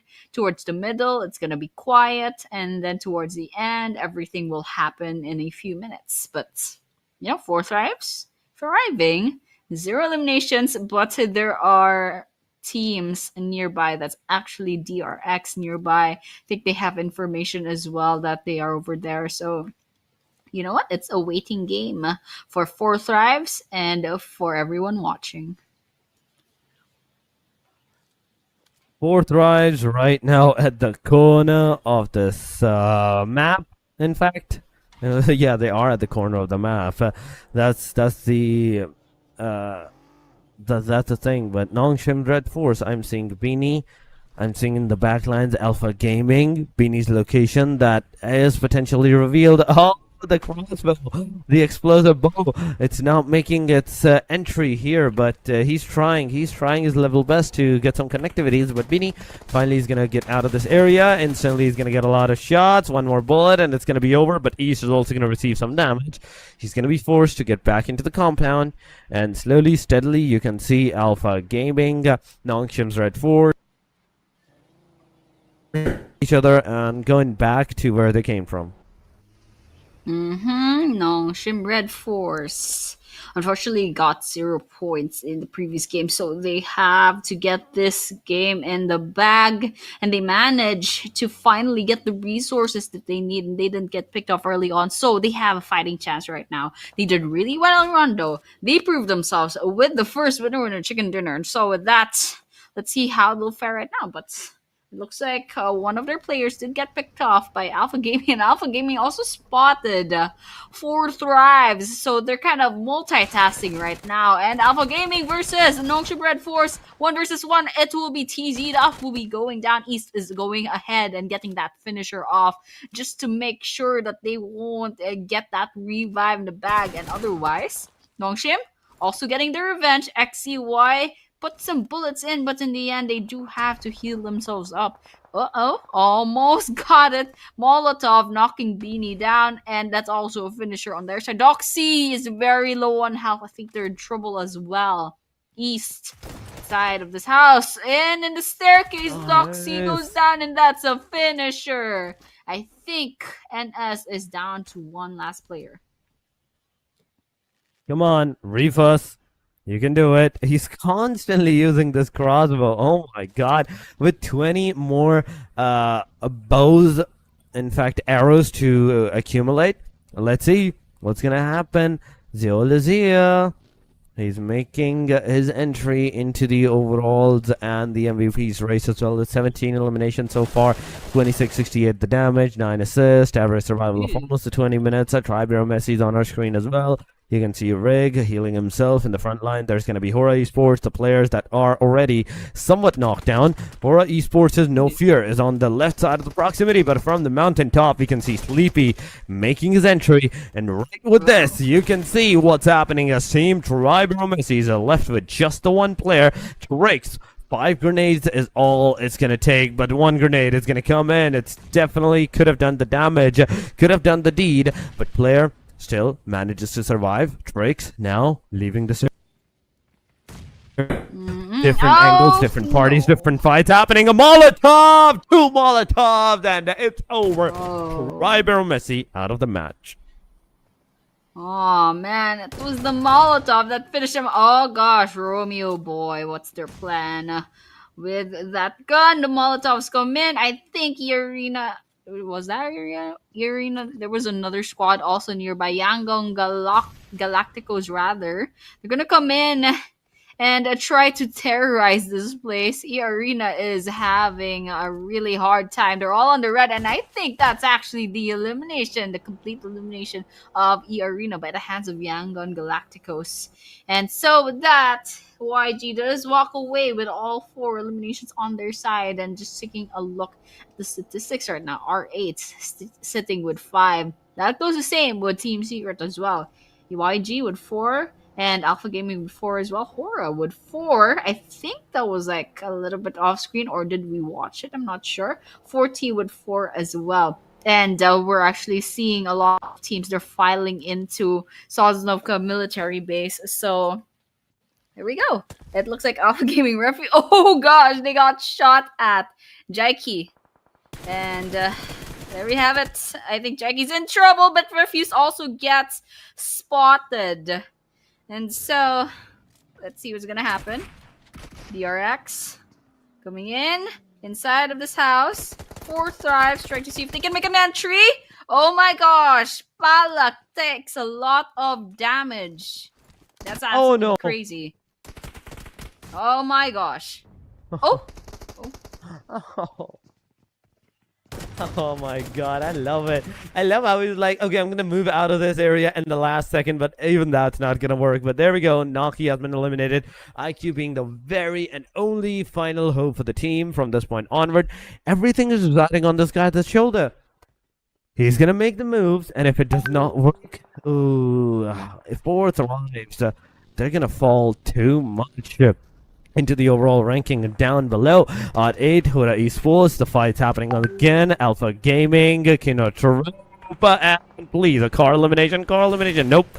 It's not a car elimination, but Alpha Gaming, they're also coming in for that aggressive stance, trying to find out the players, but he wants to get the player on top of his buggy and just want to skedaddle out of there, but it's not going to happen. There's still a lot of factors. You have to slow down your buggy, you have to wait for the players to like get on top, then move away. So with this short amount of time, you're not going to have enough time to do that, but look at this. Nomshing's Red Force getting some damage, splash damage to their names as well. No Fiora in the meanwhile versus Odd 8, as Odd 8 has potentially left a Jiggle to the last man, but oh my god, Jiggle, Damon was taken down, and R8, the way that they were aggressing with this confidence, the confidence has been completely broken off. Absolutely. And oh my gosh, Jiggle Horror, this is not a good place to be, especially since you're in the blue zone and you're pretty much, you know what, once No Fear gets kicked out of this place, he's definitely, gonna be alone. But I don't know if they can get this revive in the bag. I mean, they just gave away their location. Yep, there we have it. Prestige finally puts the last nail in the coffin for Hora. They'll be saying goodbye with 6 eliminations in the bag. That's only 6 eliminations more, ladies and gentlemen. And top 9 teams it is. Top 9 teams, ladies and gentlemen. That's the thing that's going on.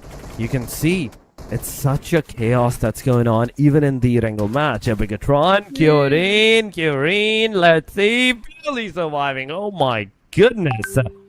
Bigatron, the team that has 83 points, they're on the top of the table. They are somewhat, Ouch. for the past 2 matches, that not been getting enough points, decent number of points. But right here, Kyurine, not Kyurine, but Optimus, been taken down, and Alpha Gaming is also closing in into the area to take those fights. Yeah, and Alpha Gaming is on a roll. They are having 5 points already, and they did so well in Miramar as well. And right now, BTR still 1 elimination in their side. Let's see if they can take this fight against Alpha Gaming East. Coming in with the push. Cat is in trouble. Ken is down. And needs a revive. Kyurine and Bumblebee still alive. Kyurine hiding behind this place. Bumblebee is surrounded by Alpha Gaming. This is not a good look for them. Refuse playing with his food. 1 versus 1. I think this is practically a 3 versus 1. Bumblebee did not stand a chance. And with that, BTR unfortunately gets eliminated off by the hands of Alpha Gaming. Oh my god, top 8 it is! It's going so good to the fact that we are seeing a lot of aggressions going around, right? By all of these players. Marnet Boy, you can see him close to IQ. He's taking some shots on IQ, but oh, the potential location change of IQ is definitely going to save him for a tad bit longer bit of time. But I think IQ, his location, he's finally been spotted. There we go. He's behind those staircases. He's going to move. His location is revealed. The tap fires the shots. It's definitely going to come on the feed. There we go. IQ finally out of the match. And with this, it's potentially all over at this point. But yes, there's still the fact Alpha Gaming, Zeol versus R8. That's going on. The grenade going, not getting those knocks. Come on. Oh my gosh, I really thought they had him. And with that, Molotov's coming in, probably gonna help. And I think they're gonna make for the push. Zyle's gonna, not Zyle, East is gonna go ahead and get that push. Marth gets taken down by Zyle. And I think there's 1 person left in R8 that's still alive. There's Prestige, almost full health. DBS in hand. East is taking a lot of damage, but they do have backup inside of this building. And so, R8 running around trying to dodge all of these bullets, and there's so little visibility. And I think there's a lot of explosions coming up, and somewhere out there, oh my gosh, Refuse gets that friendly fire prestige, takes him down. East as well gets him finished off. Oh my gosh, after all that, Zyle is the only one left in APG. Alpha Gaming, they had a good run. They have 9 eliminations, but they've been knocked down their throne by R8. Oh my god, you can see the potential threat that's going on. Alpha Gaming so far going forward, and Zeol finally gets the nail in the coffin. RBS, it's over. R8 out of the game, out of the match. Top 6, ladies and gentlemen, and it's only been 19 minutes. We have DRX, full squad. Aside from them, whether it's Bluzz, Kinotrope, Yangon, Team Secret, or Alpha Gaming, they're 3-3-2-2 or 1 player alive. This is absolutely crazy at this point. It's going very, very crazy on what's happening over here. And as you can see here, even the circle taking the shift all the way to the open area field. And it's like the airdrop is like right dead in the center as well. It's just saying like, come here, I dare you to loot me. But of course, DRX is still alive, still kicking. And I believe Zyle is the only one left in Alpha Gaming. And it's not gonna stop him from trying to take this fight, this engagement with DRX, a full squad. And Zyle says, well, I don't care. I'm gonna get as much elimination points as I can at this rate. And DRX, they need to step up. They only have 2 eliminations so far, but they do have Gyro in their crosshairs trying to throw the throw ball. But unfortunately, it's not gonna be connecting, not gonna be taking damage. Wakai also there up in the high ground. Think they're gonna go for the push. Oh, that's a lot of damage taken, and one more good hit, and Wokai might be saying goodbye. Oh my gosh, they don't have their guns out, but still in the end, yeah, gets that connection, gets that kill. Amazing. I love it. I love it. The amount of aggression that has happened here. It's really phenomenal. No matter how you look at it. But so far, it is Zeol all alone and elimination to the Alpha Gaming. That's the big thing. That's the big thing about all of this area is the fact that we have 10 elimination for the Alpha Gaming. But down to the very last guy, that's going to be a difficult position for this person, in fact, at this point. So whatever he's doing, he has to be very careful on how he's going to play it out, if he wants to play it out safe or wants to like play it out on the aggressive side. So these crucial factors is going to like affect whether his team is going to like stay into the top 3, top 2, top 1, or they're going to get early on eliminated. So far, it is Kinotro, we can see, near the Yangon Galacticos. Not that close that the fight can actually occur like within the blink of an eye, but still, we can safely deduce that yes, they are kind of close. Yeah, definitely close. And all we have to do is kind of wait. Because we are stage 6 in the circle, yet not much is happening. I think we're moving on to stalemate once again. They're all just having, a quiet time despite it being 21, almost 22 minutes into the game. So, Alpha Gaming, 1 player, Team Secret, 1 player. YG, 3 players, DRX 4, and Kinotrope with 3. And unfortunately, Kinotrope is sitting with 0 elimination so far. Mernat boy, I think they're gonna be throwing the warning grenade. Unfortunately, it's not gonna be taking hitting anyone just yet. So, Zyle still alive despite being the only one, and Ballsy trying to go out into the open. All the while, Team Secret actually got picked off just then. So we're down to our top 4 teams with 11 players still standing, and Zyle doing their best to try to get as much kills as possible before, eventually. Actually, there's a chance maybe he'll get the winner chicken dinner. Let's see. Oh yeah, We do have to see out of these top 4 teams who's going to get the winner of the chicken dinner so far. Zeol slowly pushing forward. DRX is right into the proximity next to that mountain ranges. There's a lot of smokes going around. One small mistake and Alpha Gaming is going to be taken down from Yangon on a different angle. Another one on a different angle. But we do have to see what's going to happen at this point. Zeol is here. You can see him slowly, Dude. steadily. Let's see what's going to happen. Zeol, there we go. APG, but he's finally gonna push forward. He's finally gonna go and let's see. Oh, wait a second. Never mind. I was like, okay, let's see what's gonna happen, and he's like, okay, I'm just gonna get out of the car. That's what's gonna happen. But Yangon Galacticos, neither them nor DX is so far gonna look at these guys. DRX, in fact, is gonna look at this guy. There's gonna be a lot more smokes. He still has like a decent number of smokes left. In fact, no smokes. 6 grenade, 2 molotovs, and a single flash grenade.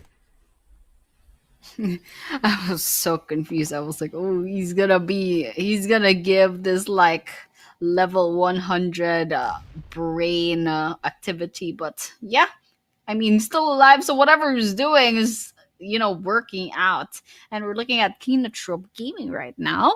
Mark got picked off really early on, so it's just these 3 now. And unfortunately, they didn't find the eliminations that they need. And YG still up and kicking. They have 3 players in, but nobody is taking this engagement. So you know what they say? The blue zone is like, yep, I'm gonna force you guys to come in. And that circle's unforgiving. It doesn't favor Kinotrope. It does not favor YG, but whoever will go ahead and reposition themselves first, they're gonna get it. But Zyle, oh my gosh, Zyle says goodbye. And now we're down to 3 teams and 10 players. DRX, YG, and Kinotrope still up in the running. Oh yeah. It's these 3 teams, ladies and gentlemen. 4 man alive for the DRX, 5 eliminations to their name, 5 eliminations for the Yangon as a 3-man unit, and Yangon slowly and steadily pushing forward. But Nia's grenade is actually going to make sure the Yangon Galacticos is going to suffer. A second grenade goes over, and a player Nia gets, in fact, the Yangon Galacticos' player gets finished off. That's 2 now remaining for the rest of the party. Kinotrope, Tam R4 using the sprays, the compound, to try and get those connectivities down upon on the DRX's flare, but the rest of the Kinotrope, they also want to push forward to the Yangon Galacticos. Romeo boys behind this rock. There's Master Smile in the front lines. The car comes close, finds the player, goes back together towards his team member, but they need to enter the circle. That's the thing. DRX, they have the circle. They have the complete control of this top position of the circle, the northern angle, the western angle, whether it's like the mountain range top or the open area fields. They have the complete control of that. Yangon, they can only like come close with the smokes and the clouds that they're going to disperse upon against the teams. Tamar is also cooking the grenade against the Yangon Galacticos, so those wrong moves that can potentially harm you, you have to be very careful and very precise on what you're going to do, because if you're not careful of this particular location on how you want to push forward and move forward, survive in this area, it's an instant knock and an instant obliteration. Yeah, and the fact that it's such an open field makes everyone nervous because it's gonna be a bit hard. But Tam R takes a master smile from YG. And now it's just one last play. Romeo boy, Romeo, where art thou? And he gets 1 knock. And that's a whole standoff in Indy. And he actually managed to wipe out Kinotrope. YG, Romeo boy, the last player standing on their team. Oh my gosh, but did not stand a chance from all 4 players from DRX. Whoa, is that 18 eliminations? That's absolutely insane. DRX, winner, chicken dinner. Lots of points coming in to this team. Oh yeah, lots of eliminations coming to this team. DRX just amazingly getting all those eliminations for themselves. But yes, there's a lot more factors that are going around that after this, where Bigatron is going to reside. DRX, they were in the top 4, top 5 placement. With this win of a chicken dinner, they're going to be super close to the Yangon Galacticos, and the chances are they might actually overtake them if they're not careful, if Yangon is not like really careful of all the chances, all the opportunities that they had at this point, it's not gonna work anymore. You have to make sure that from this point onward, whatever you are doing, whichever action that you're taking against the players, it's in your favor. You're losing the players, you need to get at least 4 to 5 eliminations after that first initial elimination to your name. That's how you're gonna survive.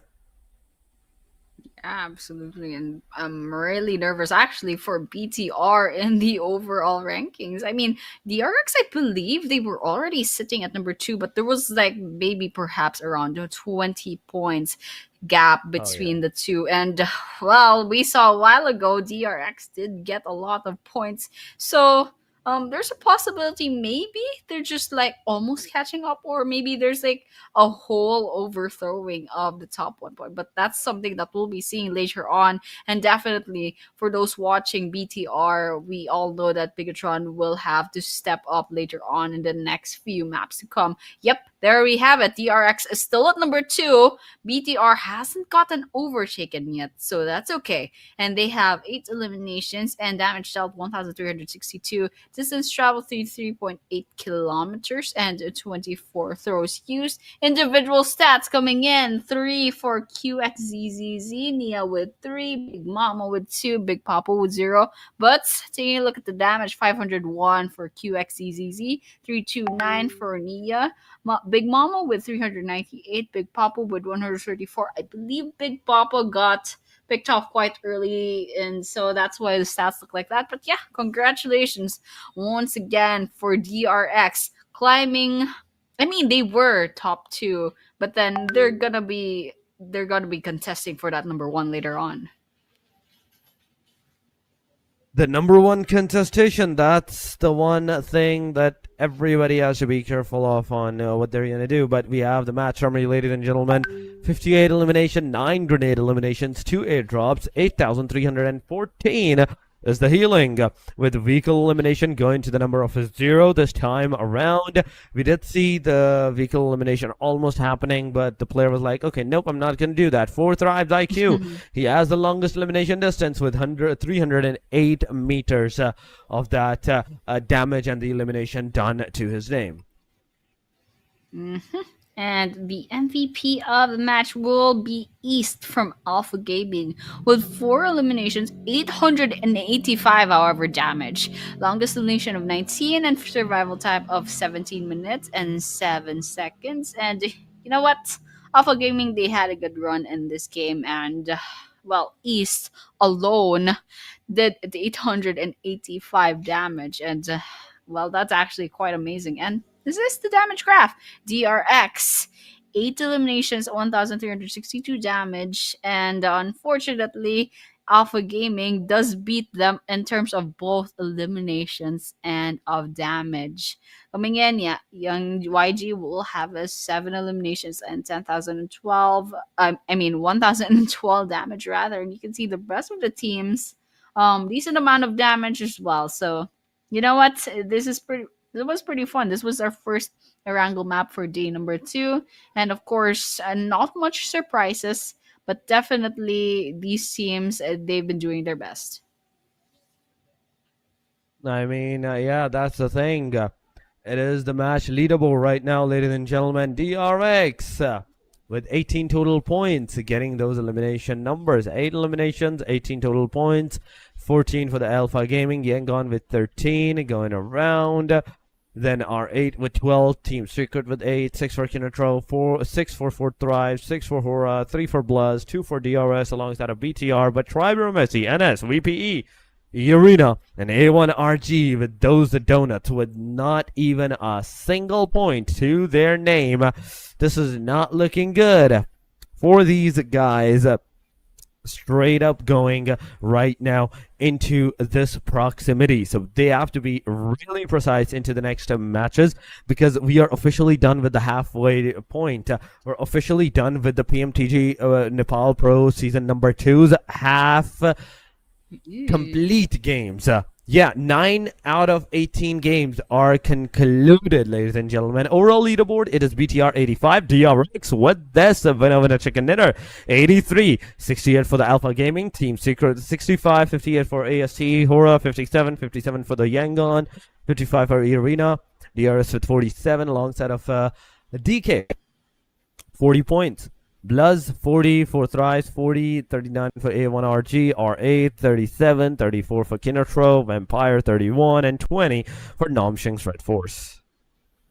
And this is where it gets interesting because DRX is 2 points shy from contesting that ranked number 1 from BTR. And of course, number 3 and number 4, that's APG and Team Secret. They're also 3 points away from each other. So it's going to be 1 versus 2 and then 3 versus 4. So very little gap in points, and it's definitely going to be an interesting next few matches. And then, I mean, day number 2, we're gonna have 3 more matches, and the next one will be a wild card. It will be Sandhawk, and if you ask any of the players, they absolutely don't like the chaos that Sandhawk brings, but I do, because there are a lot of teams would suddenly shine all of a sudden because of all the uncertainties in the map. And of course, we'll be witnessing that later on, but for now, we will be taking a short break. So thank you so much for tuning in, and we'll be back in a few minutes.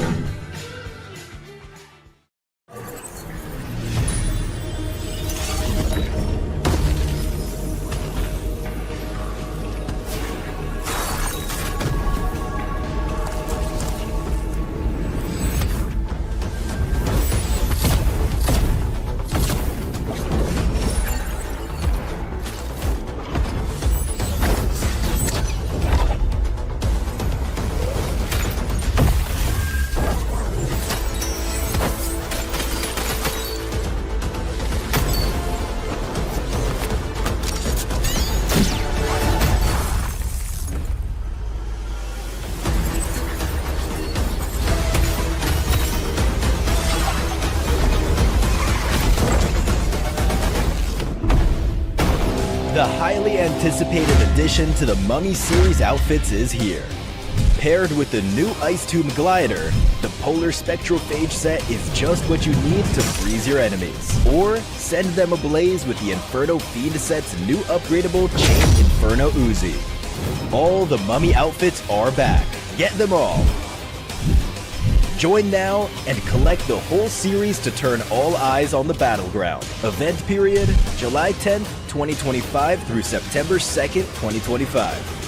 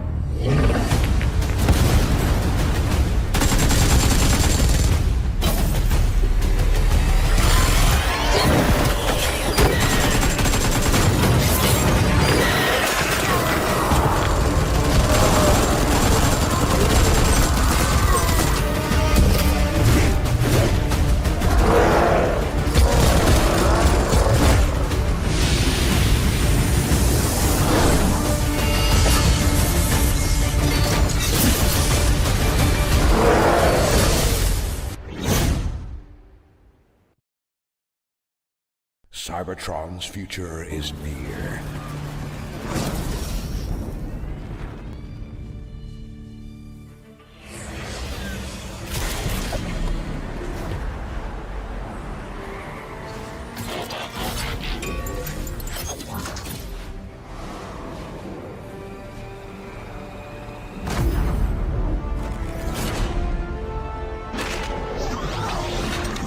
Autobots, roll out!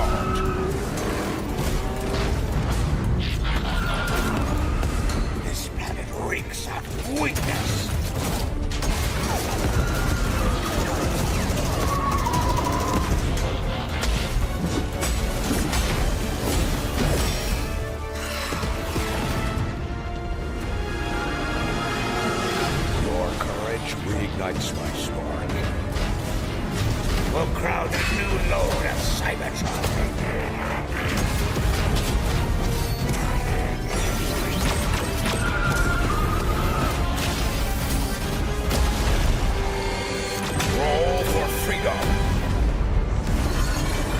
Victory for all sentient beings.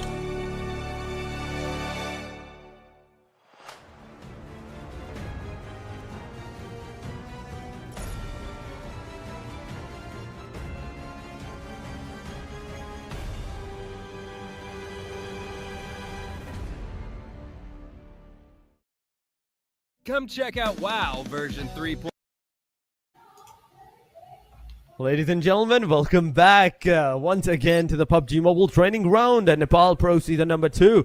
This was our halfway vantage point in this whole tournament, and now from this point onward, the teams have to think of something new.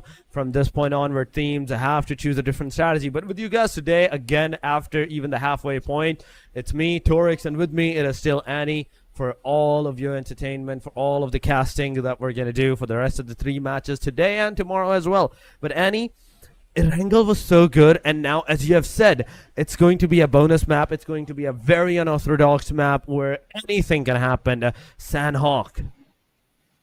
Yeah, and with that, I actually don't have any predictions because it can go any way. So there could be a surprise team that would all of a sudden rack up so many points, maybe 20 points or more. Or maybe it'll be like an expected team, or maybe it's just going to be like, I don't know, anything goes basically for Sandhawk. And I know the players know this as well. So with that, you know what? Let's just kick back and watch, because Sandhawk, it's just going to be a little bit spice for today. It's going to be the wild card, and a lot of things can happen. And if we look at the overall leaderboards, just a while ago, there's a lot of teams that we're kind of worried about because they've been falling off for a few maps. Then, like Hora, EA, as well as BTR, especially since BTR is about to be overtaken by DRX. And with that, you know what? Let's hope that there's going to be improvement. And for the teams that are doing really well, especially DRX rising up to beat BTR, let's see if they can give that consistency later on. I mean, the consistency is what's going to matter the most at this point. If you don't have a consistency, it's going to be really difficult for you to accumulate and accommodate some of the decent number of points that you have to get for yourself. But yes, the situation is really good. At least for some of the teams, they did really good in this match. They definitely did a lot of good performance, decent number of performance that we witnessed out. But one thing, Annie, that I am looking right now and to the fact is that all of these gameplays that the teams are doing, that's where the diversity is going to happen. These 3 matches, the next one, it's either going to be very intense, very aggressive, or they're actually going to be a very, very slow map. So because the teams are actually like after the halfway point, they usually tend to go for a safer side approach. But when Miramar is done, now it's time for the Sandhawk, the one and only Sandhawk that's going to be played up. Yes, the Sandhawk might go for the aggressive, but up to Sandhawk. That's what I mean. That's when the teams are going to go for like a slow pace start. Yeah, and if we're gonna follow the pattern, however, it's always like a lot of early game engagements on the start of the map. But Sandhawk, once again, anything goes. But then again, these teams, we've actually seen how they play out. They love playing it safe, and usually these games drag out to more than the 25-minute mark. So that's something that we're gonna be expecting.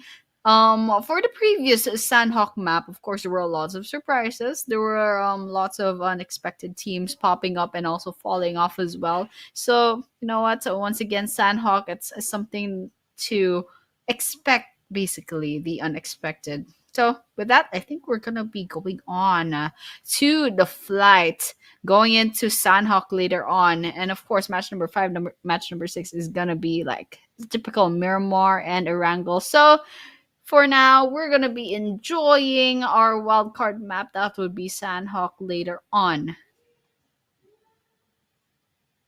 Sandhawk it will be, ladies and gentlemen. And in a short while, you will definitely see that how the plane line is going to go, how the trajectory will affect some of the players, some of the teams.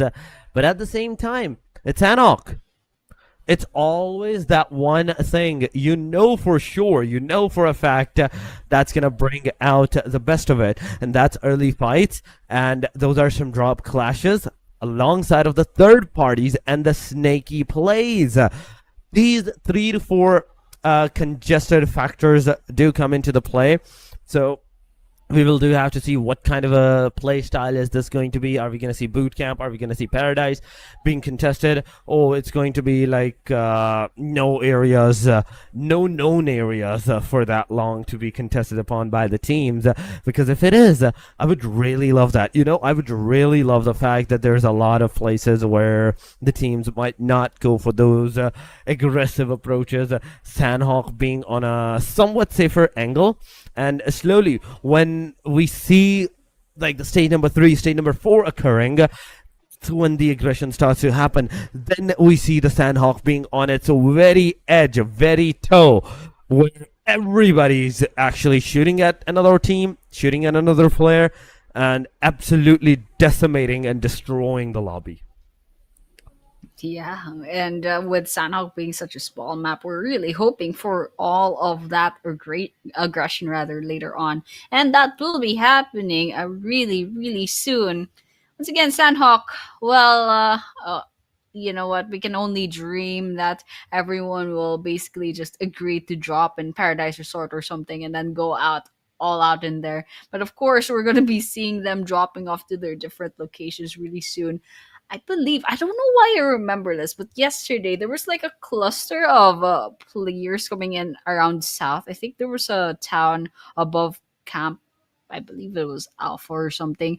There were early game engagements left and right, and yeah, that's to be expected since we're playing with 16 different teams, and that's 64 whole players trying to find their own Yeah. place in a 4x4 map. So you know what? It's absolutely crazy. So you know what? We'll just have to hope that your favorite teams will survive long enough to rack up enough points and maybe even get the winner chicken dinner. And of course, you know what? I'll give like a little bit of consistency for the size of the teams that are doing really well already. And it looks like that's a pretty map. It's PMGC 2025, the red plane. Gonna come Oh, in yeah. to Sandhawk really close.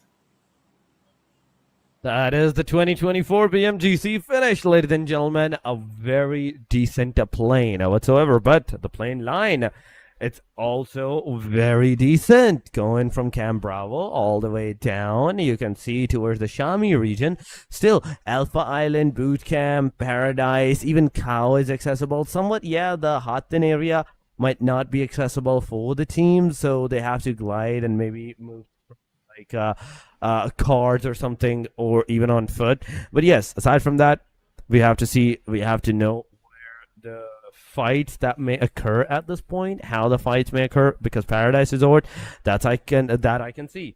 A placement where there's definitely a cluster forming up, 2 different teams going around, Vampire and Bigatron. You can see them close to the area, as well as I think that's Alpha Gaming with A1RG. Yeah, that's Sinister all alone in Pinon.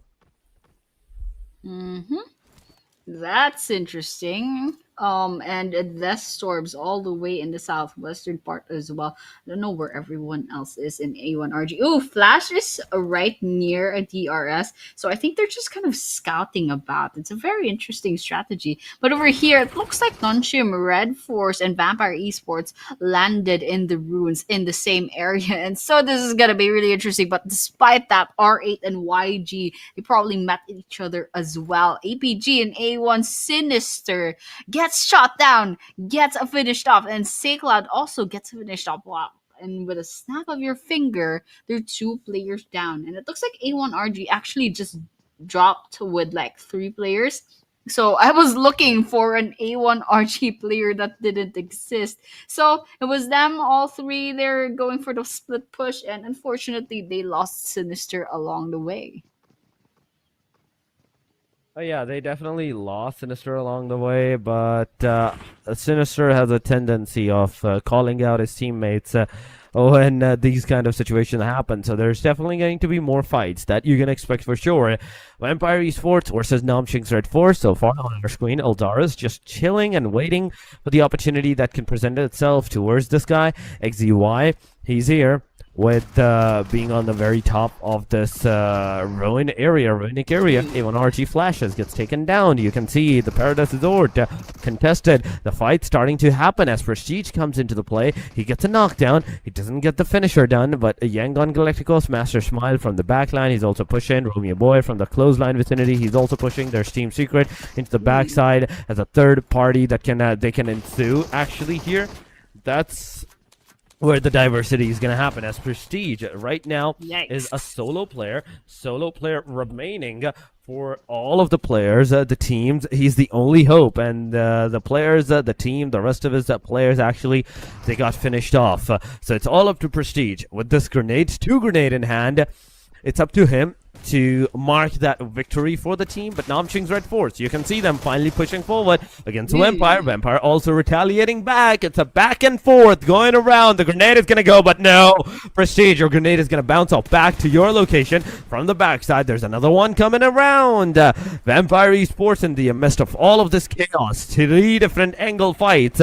They're the first one to be left alone, leave alone from this lobby. Then we have R8, been also taken out of the game for elimination to the Yangon, but 3 men still alive. Mernet Boy gets taken down. It's 2 now. Master Smile and Romeo Boy. Oh my gosh, Yangon Galacticos didn't even get the chance to get a breather when Team Secret's gonna come in, close in, and sweep the floor, get those stray engagements. Oh my gosh, Romeo Boy did not stand a chance with the 4-man push. The Team Secret waltzed in on them and go ahead and get all those eliminations in the bag. And so with that, we're watching the leaderboards, and as it looks like they managed to revive everyone, and now they are up on the leaderboards with 4 points, and they still have their 4-man team. And so Team Secret also there manages to get 3. Blues up there with Tamang all alone, although they are a 4-man team. I think there's like some sort of scouting that's happened for your team. And Force Lives is not doing anything about it just yet. You're trying to get more information and, waiting for the right moment to strike. All the Wild Tribe Eremacy is also here. And it looks like they spotted E Arena and they're getting a lot of points. I mean, that's just 1 elimination on their side for Rig. I mean, Arena, things are not looking good for you. You have to step up. You still have 0 elimination in this game and already lost one of your players.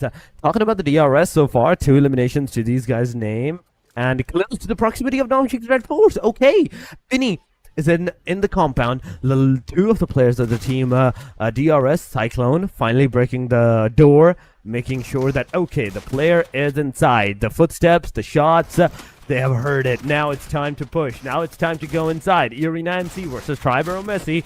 It's also happening as Yetauta pushes forward, gets a Bini out of the proximity. The backlines, you can see the rest of the teams, they're ready to take that action. They're ready to take that revenge and avenge their own team members. E-Arena, I want to see them as well. But example first, coming up with those beautiful connections, getting a knockdown and instantly changing it into a confirmation. DRS walking smugly away with 4 eliminations in the bag as well. And so with that was Sandhawk 6 minutes in and 43 players left after all that chaos. And so, you know what? That circle's just gonna force everyone to go nearby each other. And it's not so bad with the stage 1. But yeah, there's still 43 players, 13 teams, still a lot of time to go before anything serious is gonna happen. And just taking a look at the leaderboards, we did lose YG, we did lose R8, and we did lose VPE. There's still chances for the teams that are still alive and still have a lot of players in the roster. And speaking of which, Blues official, they did find EA, and unfortunately EA is already in so much trouble. They already lost two players and they got spotted by Blues as well. It's just, you know what, unfortunate events, a series of unfortunate events for the side of E Arena. I mean, yeah, it's a series of unfortunate events that's been going on, but I kind of want to see Irina like trying to retaliate back from this fight. Aside from the fact that they're going for a complete safer side approaches, no, I want to see some aggressive stances for them. But even RG, they're the second team, in fact, a fourth team to get eliminated from this match, but without zero elimination number to their name. No point whatsoever, at least in this match. Now, BTR, Alpha Gaming, DRX now. In fact, against Hora, that has occurred. Big Mama, Big Papa, both family members are down. Nia and QXZZZ. It's the only these two players that are surviving, and they have to think of something to do because DRX, the last match of Winner last two players that they are. And well, amazing stats coming in for these players. Oh, Sky Hora finds Big Mama from DRX. Let's see how that goes for them. It looks like DRX is down to two players as still, and Hora, two eliminations on their side so far. Let's see if they can find the rest of the players from DRX. Love the camera work from Sleepy over here. Definitely not Sleepy anymore after that.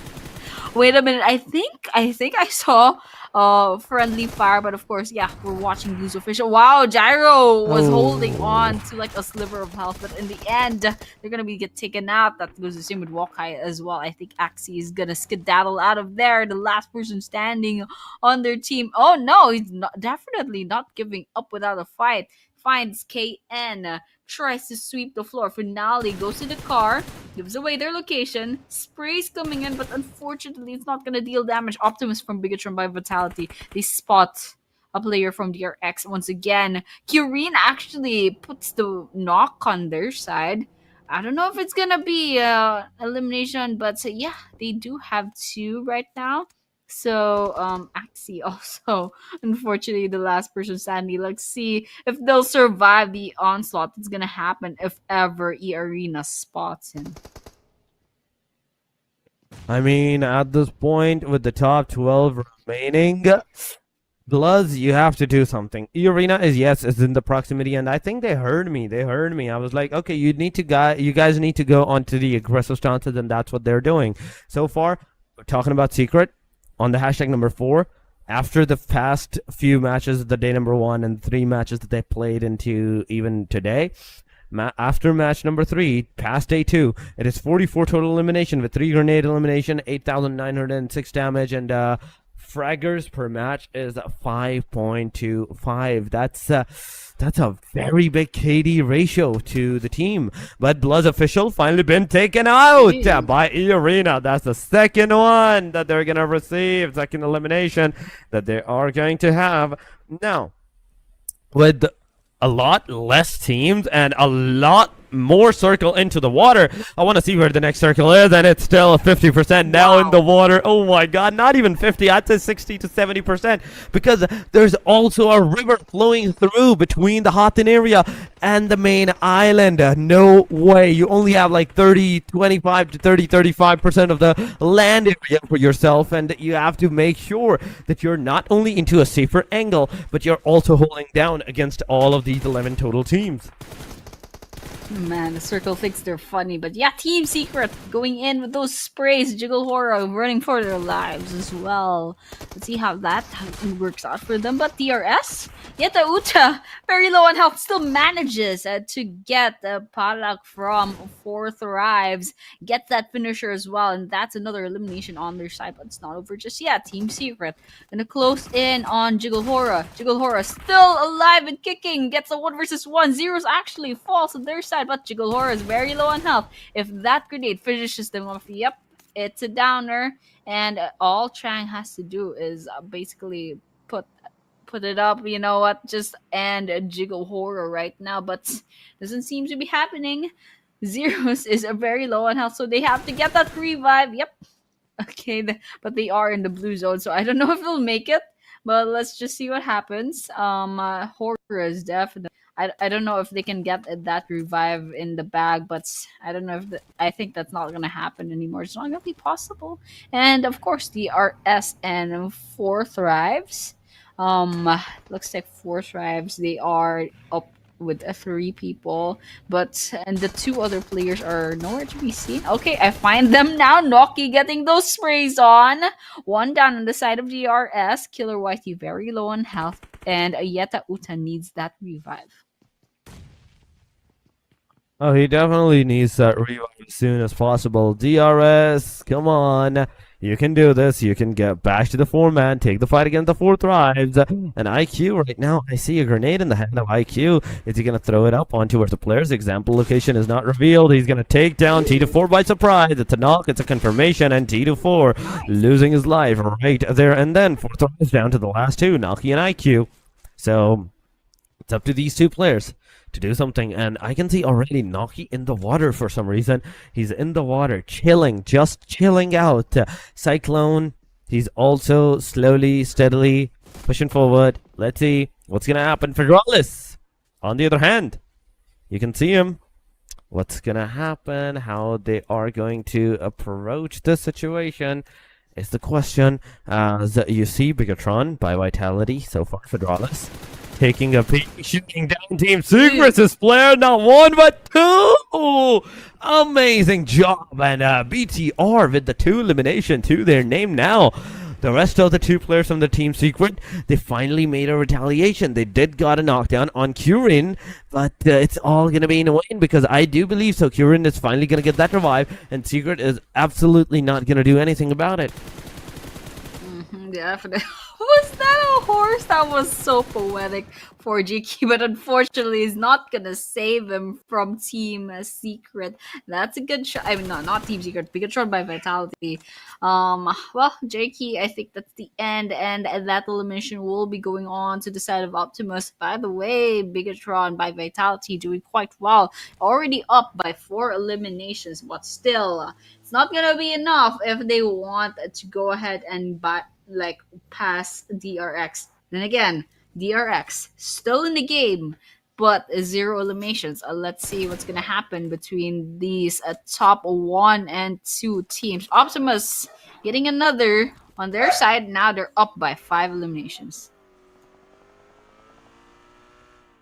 I mean, right now it's still top 10. There's still the chance that, okay, anything is possible, but ABG gets eliminated. 2 elimination that they had, but now they're down to the out of the match. In fact, not even.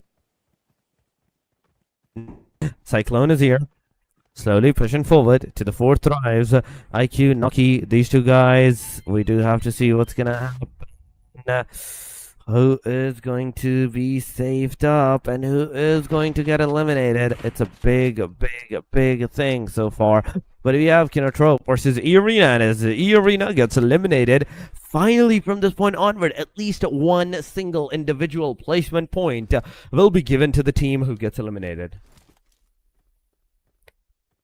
Absolutely. And so, you know what? Let's just watch out because the 4 Thrives and DRS, they're kind of just in the same area.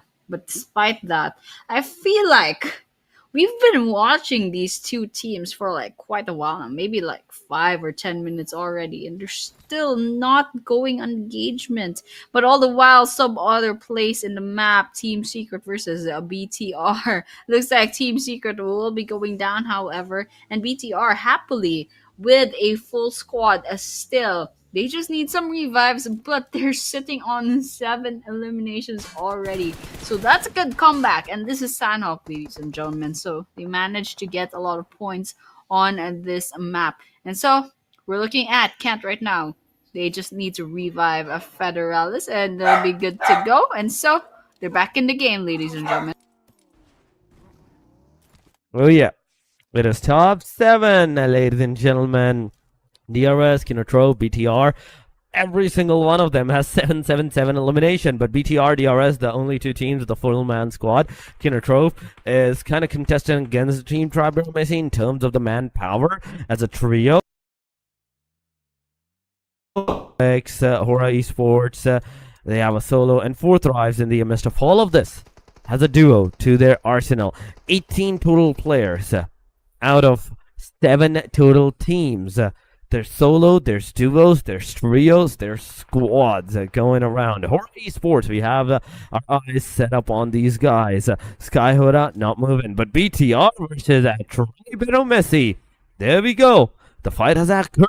BTR has 2 of their players down, where Tribero Messi has just 1. So it's a 2-to-1 trade-off going around in the favor of the in fact, Tribero Messi so far. But I want to see BTR, what they're going to do from this point onward, as they're also throwing the grenades on the Rig side. Rig only has 1 more grenade. That's the only grenade that this guy is going to have. He's going to throw it up. Nobody's going to get any kind of connection. Now, finally, he's going to go forward.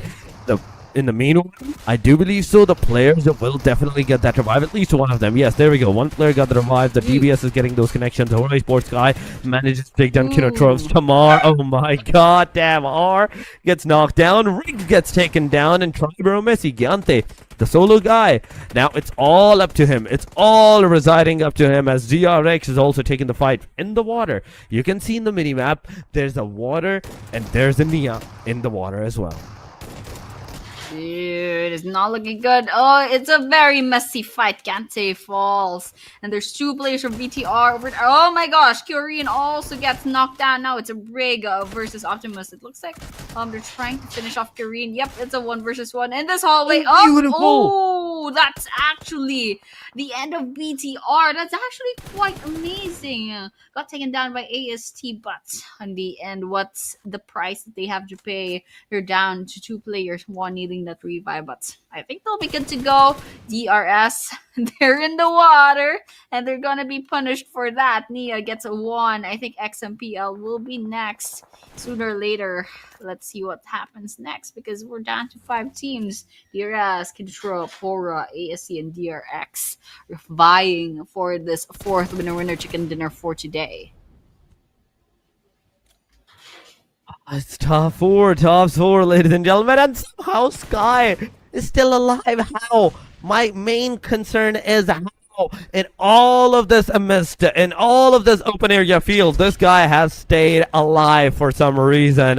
I need answer. I don't need the match to end. I need answers at this point. Even right now, look at that. That grenade went over there. It did a lot of damage. He was on the minuscule HP, but because of the fact that he had that booster on, he survived it. He also survived the second grenade that went over there. Tribero Messi finally gonna be in the way and take down Hora Esports out of the equation. Now, with the 4 elimination, Kinotrope is also here with the 9 elimination, down to the soul.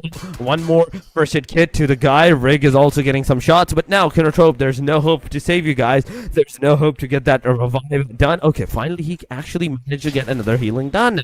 So now from this point on, it's over. As Rig gets the final nail in the coffin, Kinotrope gets eliminated. Tribero Messi, DRX, and looking at the fact, I think Tribero Messi might just take this lead for themselves. They might just take the winner of a chicken dinner for their name, as they are a duo. They are a 2-man squad.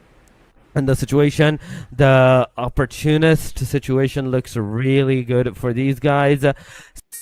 We don't know for sure what's going to happen unless the fight starts to occur, unless the engagement starts to happen. But Rig so far, once again, going onto the mountaintop, going down. It's a 50-50 water and to the land ratio. So I'm thinking it's about time we will know it into the match, state number 8. And what Tribero Messi can do right now, since they have numbers advantage, they have to stick together, and that's exactly what they're doing. They're not giving a DRX the opportunity to pick themselves out. You know what, like divide and conquer kind of thing. And Nia is playing the long game, being very patient. That goes the same with Yante and Rig from Tribero Messi.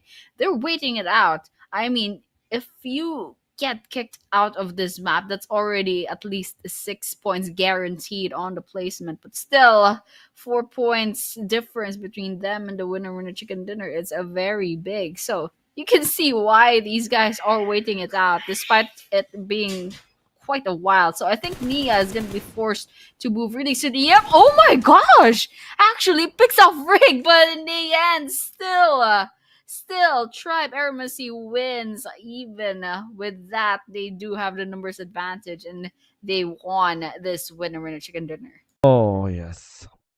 It's a winner chicken dinner, ladies and gentlemen, right there. And then an amazing end that we just witnessed.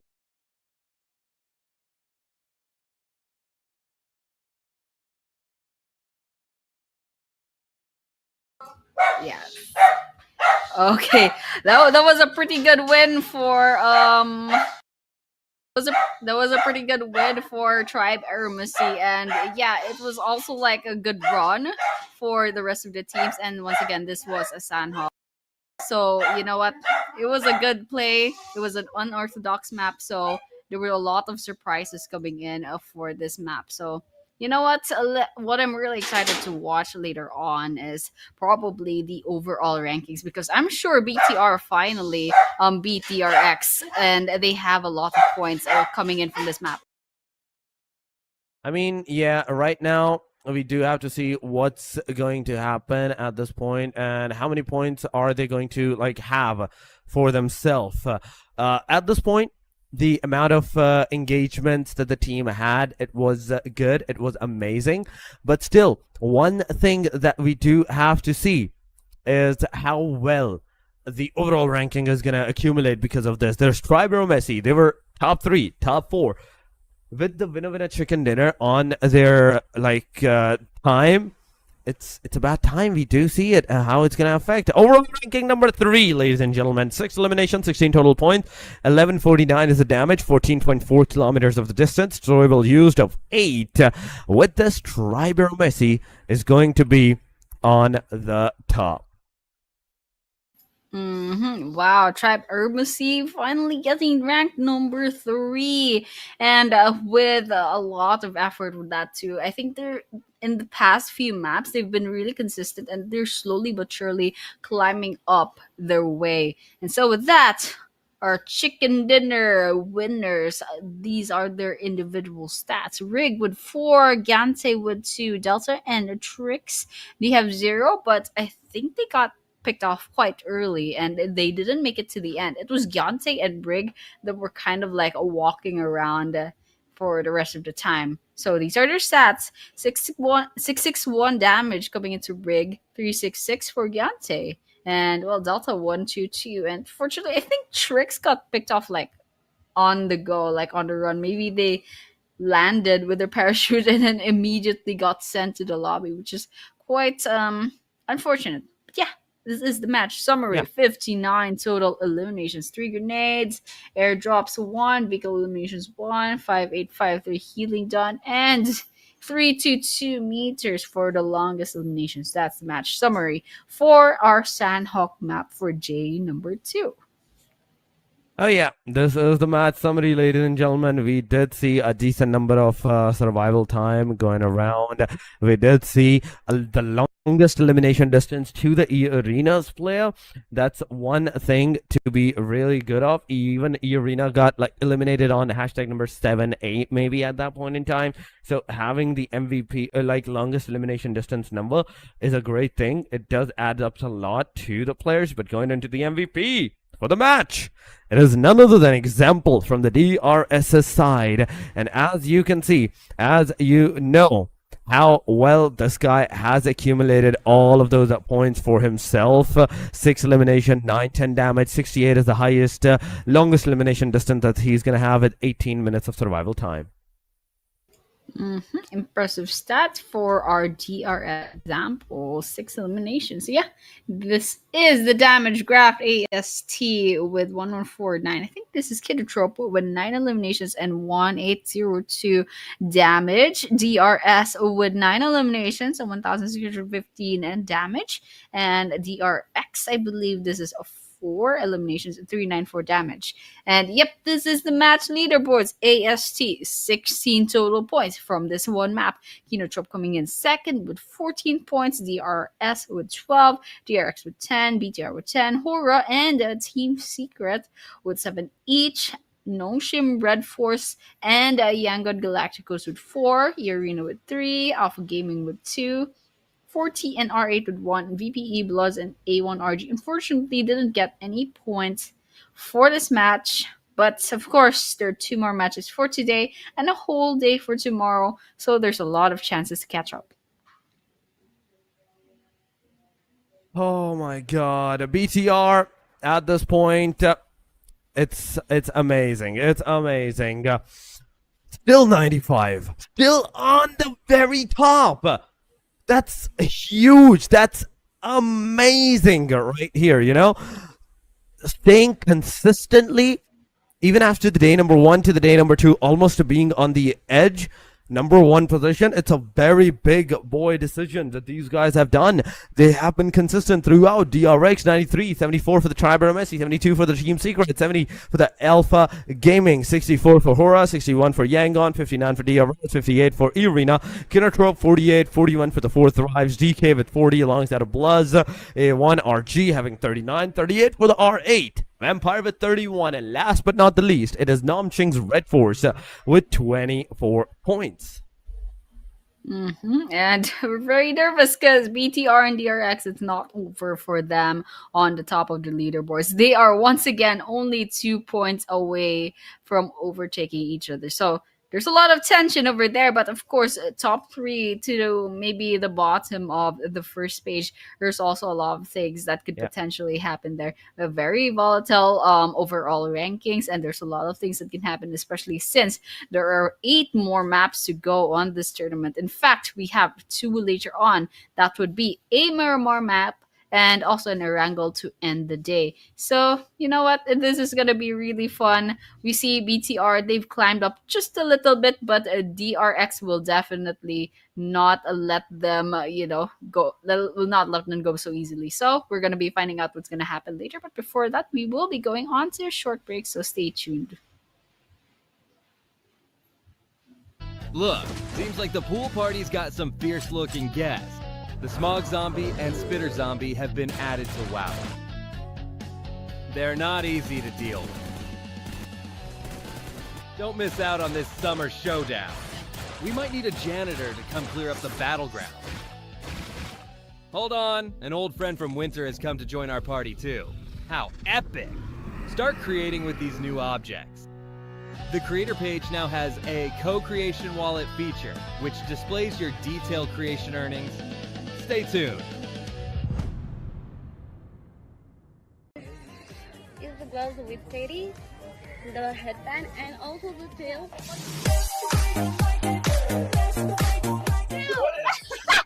1, 2, 3, 4, 5, 6.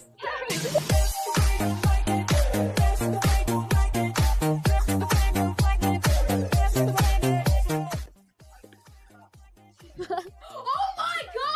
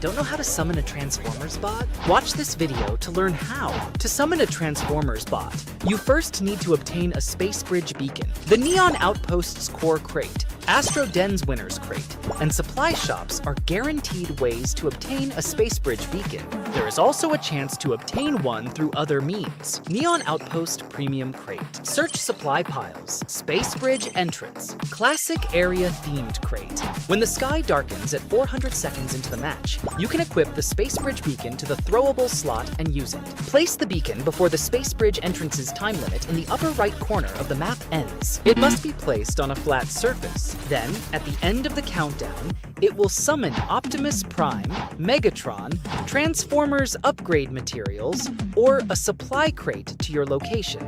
Dive into battle with the Transformers and experience never-before-seen combat.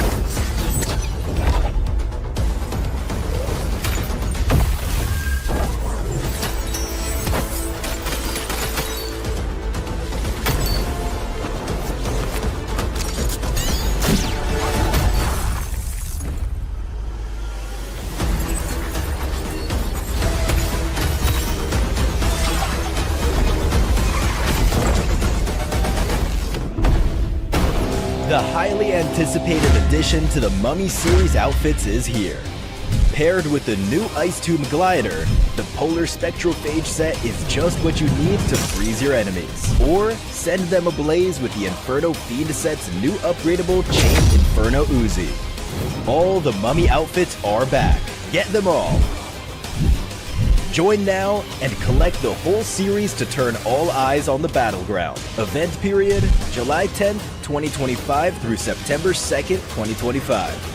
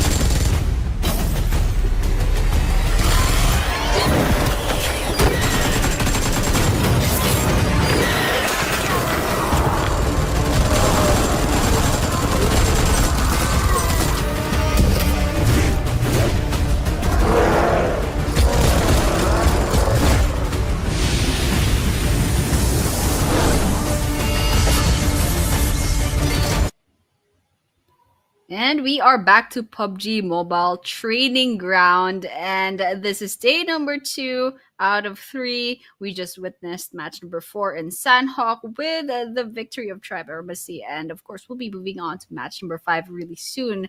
And we are still your casters. My name is Annie, and Torix is with me. So Torix, what can you say about this tournament so far? I mean, Annie, it's been going great. The aggression that we are seeing with the teams, the amount of absolute phenomenal gameplays that they have done with the absolute bonker styles, it's going great. I mean, I love this. I'm not complaining on this, the amount of aggressions. But one thing that I do want to see is the fact that the teams do multiple drop locations, right? So clash drops by multiple teams. 2 teams, 3 teams going straight up head-to-head against each other. That's the kind of gameplay that I really, really want to see tonight, at least in today's matches. But aside from that, yes, the teams have been playing steady and on the aggressive edges, so it's good, it's decent. The next thing is that it's a Miramar. It's a Miramar once again. We are officially into the match number 5. In a short while, ladies and gentlemen, we will be taking the flight.